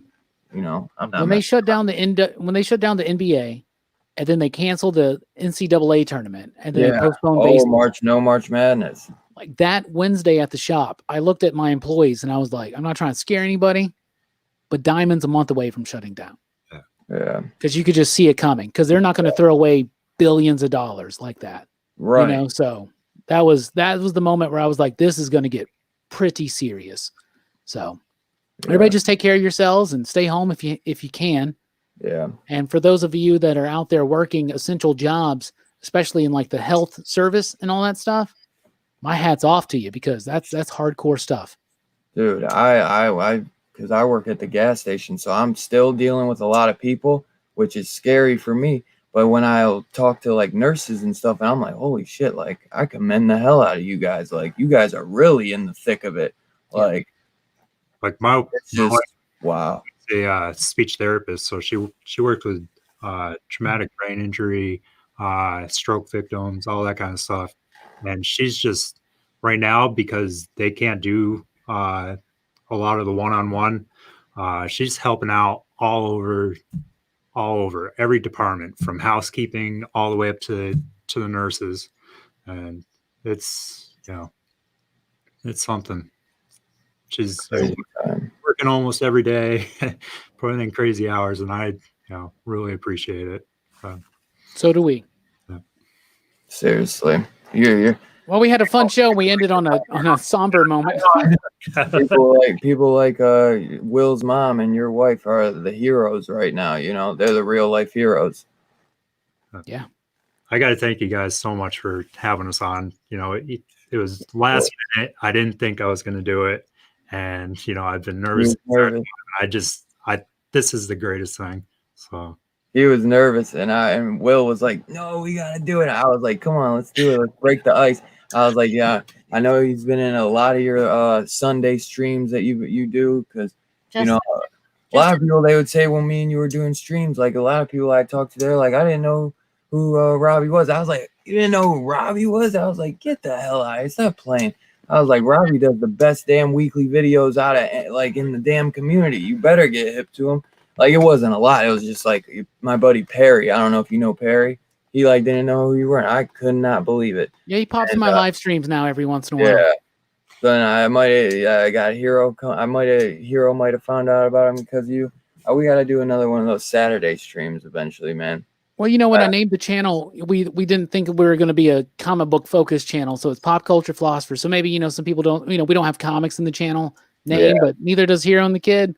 Right. But they're coming up strong, man. Lots of support behind the industry, because y'all are just doing great work. Hell and yeah. I love Will's perspective, because it's a perspective I don't have anymore. Yeah. So it's really cool to see a perspective from that age, because it reminds me when I was younger and was getting into comics. Yeah. I've been reading these things since I was 5 years old, and I've always been fascinated with them. And it's always cool to see that perspective, and to see the perspective of a father and a son together. It reminds me so much of when I was growing up, because my origin story was that my stepdad got me into comics, and it just warms my heart to see y'all. Honestly, I would absolutely love it if we could, continue to be a part of this. I've said it before. Will has nobody to talk to at school about it. All the people, all his friends, nobody reads comics, and getting him on here and being able to do this, it's awesome. And from where we were coming from, over the past years, it's really making a difference with us. So.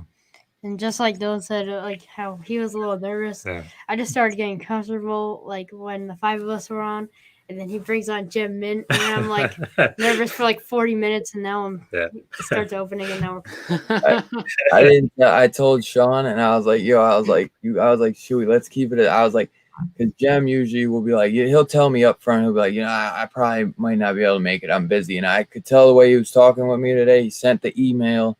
And I was like, I think he might stop by. So I told him, I was like, I know. We all know you're busy as hell, bro. I could only imagine. Like, you got a family, a job, 70K subs. See, he's not as busy as he used to be because now he's quarantined. Yeah, exactly. So I guess it was a good time to do this.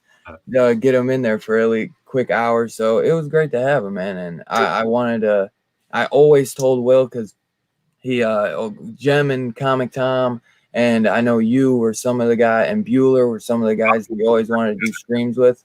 And I was like, if I ever get Jem on the stream, I'm bringing you in. If I ever get Comic Tom on the stream, I'm bringing you in. Robbie, me and you, we always hang out all the time. So I was like, I'll get you in there one at a time. So I was glad to be able to get Will in there, man. Robbie Dylan, you're my son of a bitch for life, man. Hell yeah, Glob homies for life, boss. Robbie was like the first person we've ever watched with like comic books, and he was like the one that like got us into actually starting collecting them. And then we like reached a bunch of different people, but you started it. I'm honored. Thank you so much for checking out the channel, and I'm glad it had an influence because I love what you do. That's so awesome. Robbie is one of my absolute favorites in the community, man. Seriously. Shut up. Shut up, Dylan. Hey, just speaking. You're going to give me a big head. My hat won't fit anymore. Now I don't have anything to do. Well, it's almost midnight here, so. I know it's 11:43. I'm gonna probably end up just watching a horror movie or something. If I got, I don't know.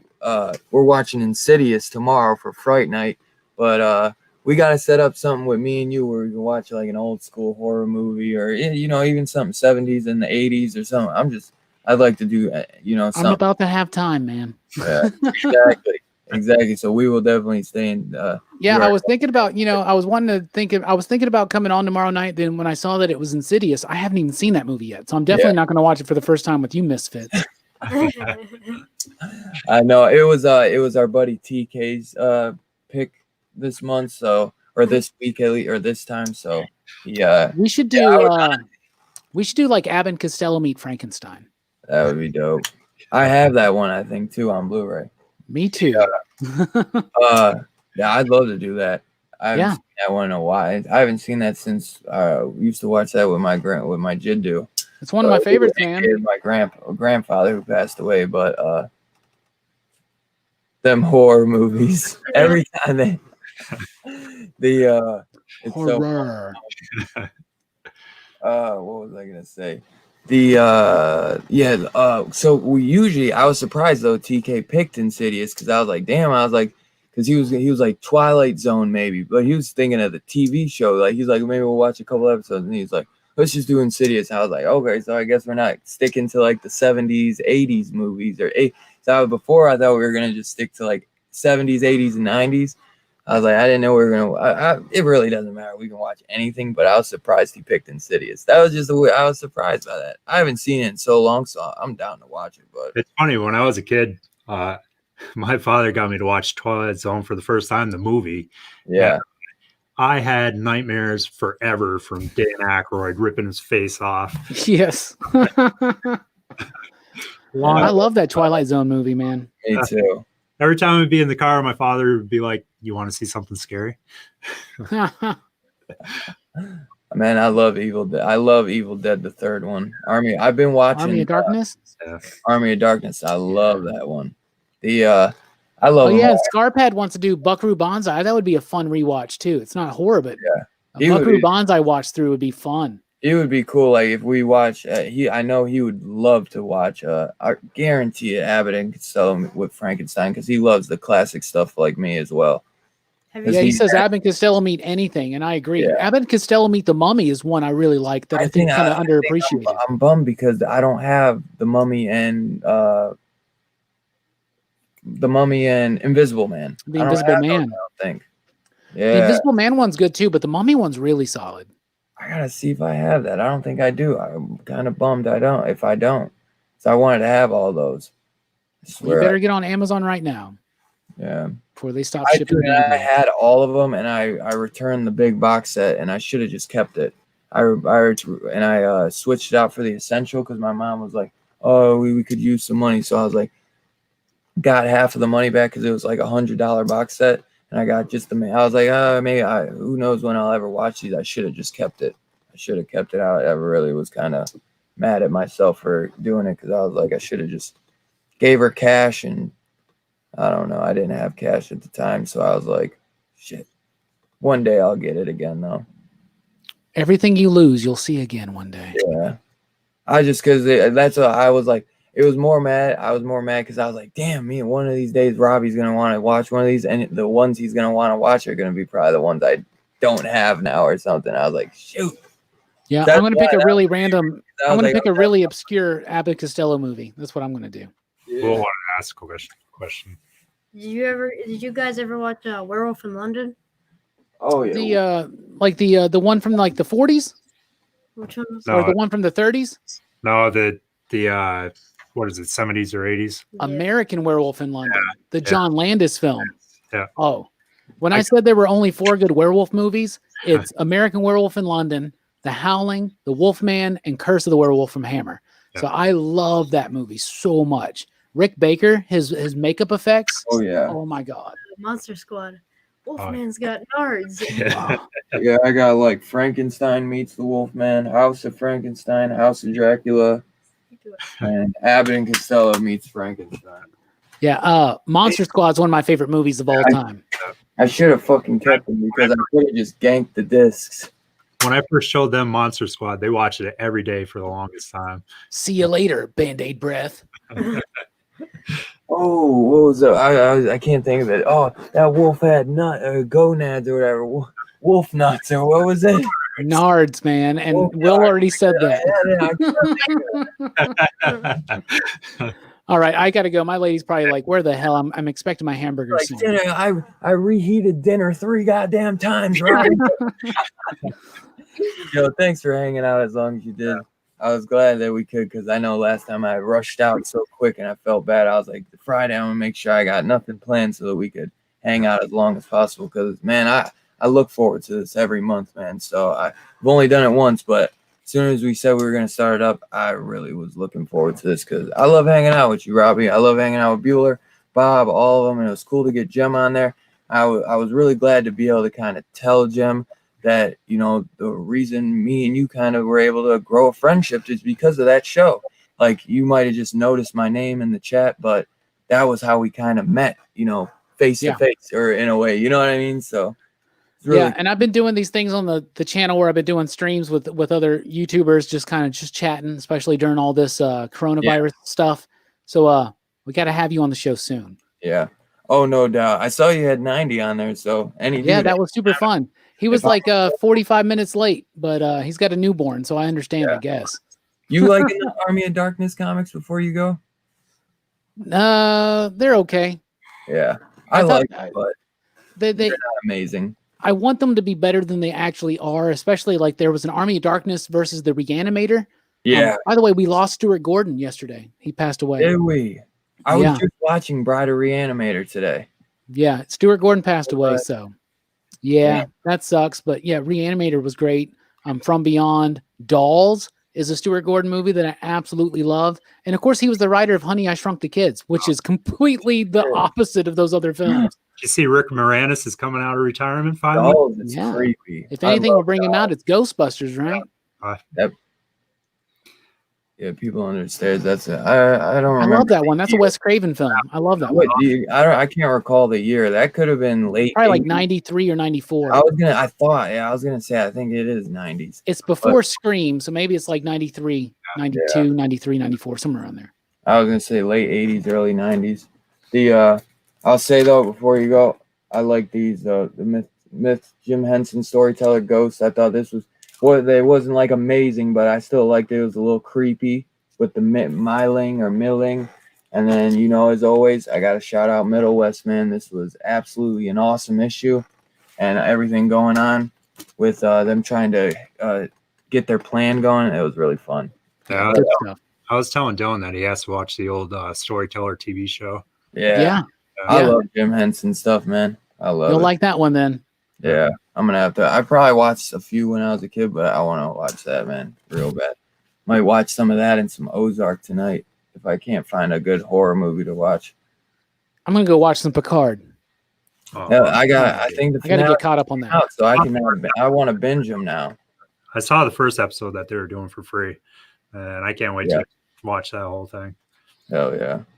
I got goosebumps right when he popped back up on screen for the first time. I know, right? Oh my goodness. We were just watching Next Generation the other day, and they're doing the It's Elementary, My Dear Data. Oh, I love that episode. The Sherlock episode. Yeah.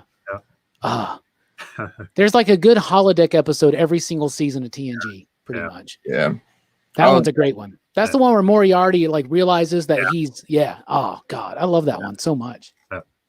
Yeah, I'm a huge Sherlock nut. So hell yeah. Yeah. I love the old Sherlock too. I keep forgetting his name. I think it's Jeremy Brett. I absolutely love those episodes. I thought he was fantastic as Sherlock. So all right. All right. Well, I'm out, y'all. Y'all have a good one. I feel bad because we keep talking and then I keep leaving Robbie here, and I know he doesn't want to be an asshole. Oh man, whatever. I have no problem being an asshole. Anyway, thank you guys so much. Thank you for having me, Dylan. All right, boss. As always, looking forward to the next one, y'all. Oh, no doubt, man. No doubt. What you say? ALD collects. Yo, Dylan, and you Lebanese? Yeah. Italian, Irish, and Lebanese. My dad is my mom's Italian, Irish. My dad's Italian, Lebanese. You'd never tell it though by looking at me. Just by looking at my dad, you could tell. Look at how white I am. What are these faces I'm seeing now? This is another 45 minutes. Hell yeah. Well, you guys are probably tired too, so if you want, we can wrap it up. I was going to see if there was a book or two I was going to talk about. Is there anything you want to talk about before we go? Any books you want to comment on? Nah, I went through it. Nah, bro, I want to get the fuck to bed. I think we hit on just about everything. Yeah. I know. I think I went through about everything as well. Ant-Man and Hawkeye. I've been loving those. Those have been really fun. Just cool to do a stream, man. I haven't done one in a while. Count Vaughn, what's up, man? Coming right at the end, man. What the hell? Where you been? But yeah, you guys. All right. So you guys ready? You want to wrap it up? Good. Yeah, we'll talk backstage for a minute. Okay, cool. Hey, man, thanks once again, guys, for hanging out, man. We really appreciate it. And tomorrow I'll be doing Fright Night with Scarpad and a couple of the other Scarpad and TK. I don't know if Caroline and Chris will be there or Rob Worst, but those guys for sure will be watching Insidious. What are we doing? I think tomorrow, 9 p.m. Eastern. So stay tuned. And as always, I'll be doing my stream with Trinity and Chaos tomorrow. I don't know what I'm going to be able to talk about, but they will be talking about this week's books at least. So anything you guys got coming out? Tell them what you got coming up the next few Sundays. So this Sunday is the 5th episode of the Sunday Sit Down. We got Bueller. Next Sunday is Comic Head 84. And then on Easter. Yeah, on Easter. We have Easter's Bob. Yeah. And then we're not sure if we're doing 90 yet, but because it's his anniversary. Yeah. But we got a lineup so far. Yeah. We'll see how it goes, but definitely checking for that. That's gonna be good. We got your new releases coming out. We got our book reviews that we do each week. Yeah. We're still gonna do releases to get you guys mad. That's cool. That is about everything. Awesome, man. Awesome. Well, as always, guys, it's great hanging out with you guys, and it's been too long, man, and we really appreciate you guys hanging out this time. the whole time with us, for everyone who was there, like my boy Bloody Millionaire. I know David Hatch was here from the beginning, and Scarpad, ALD, just everyone who came and supported us tonight. 1-2. I know this was a big night. Finally, we got Jem. We got the bucket list done, guys. So thanks again, Jem, if you're in the chat, for hanging out. And thanks for everyone for showing up. And we'll catch you guys later, man. Peace out.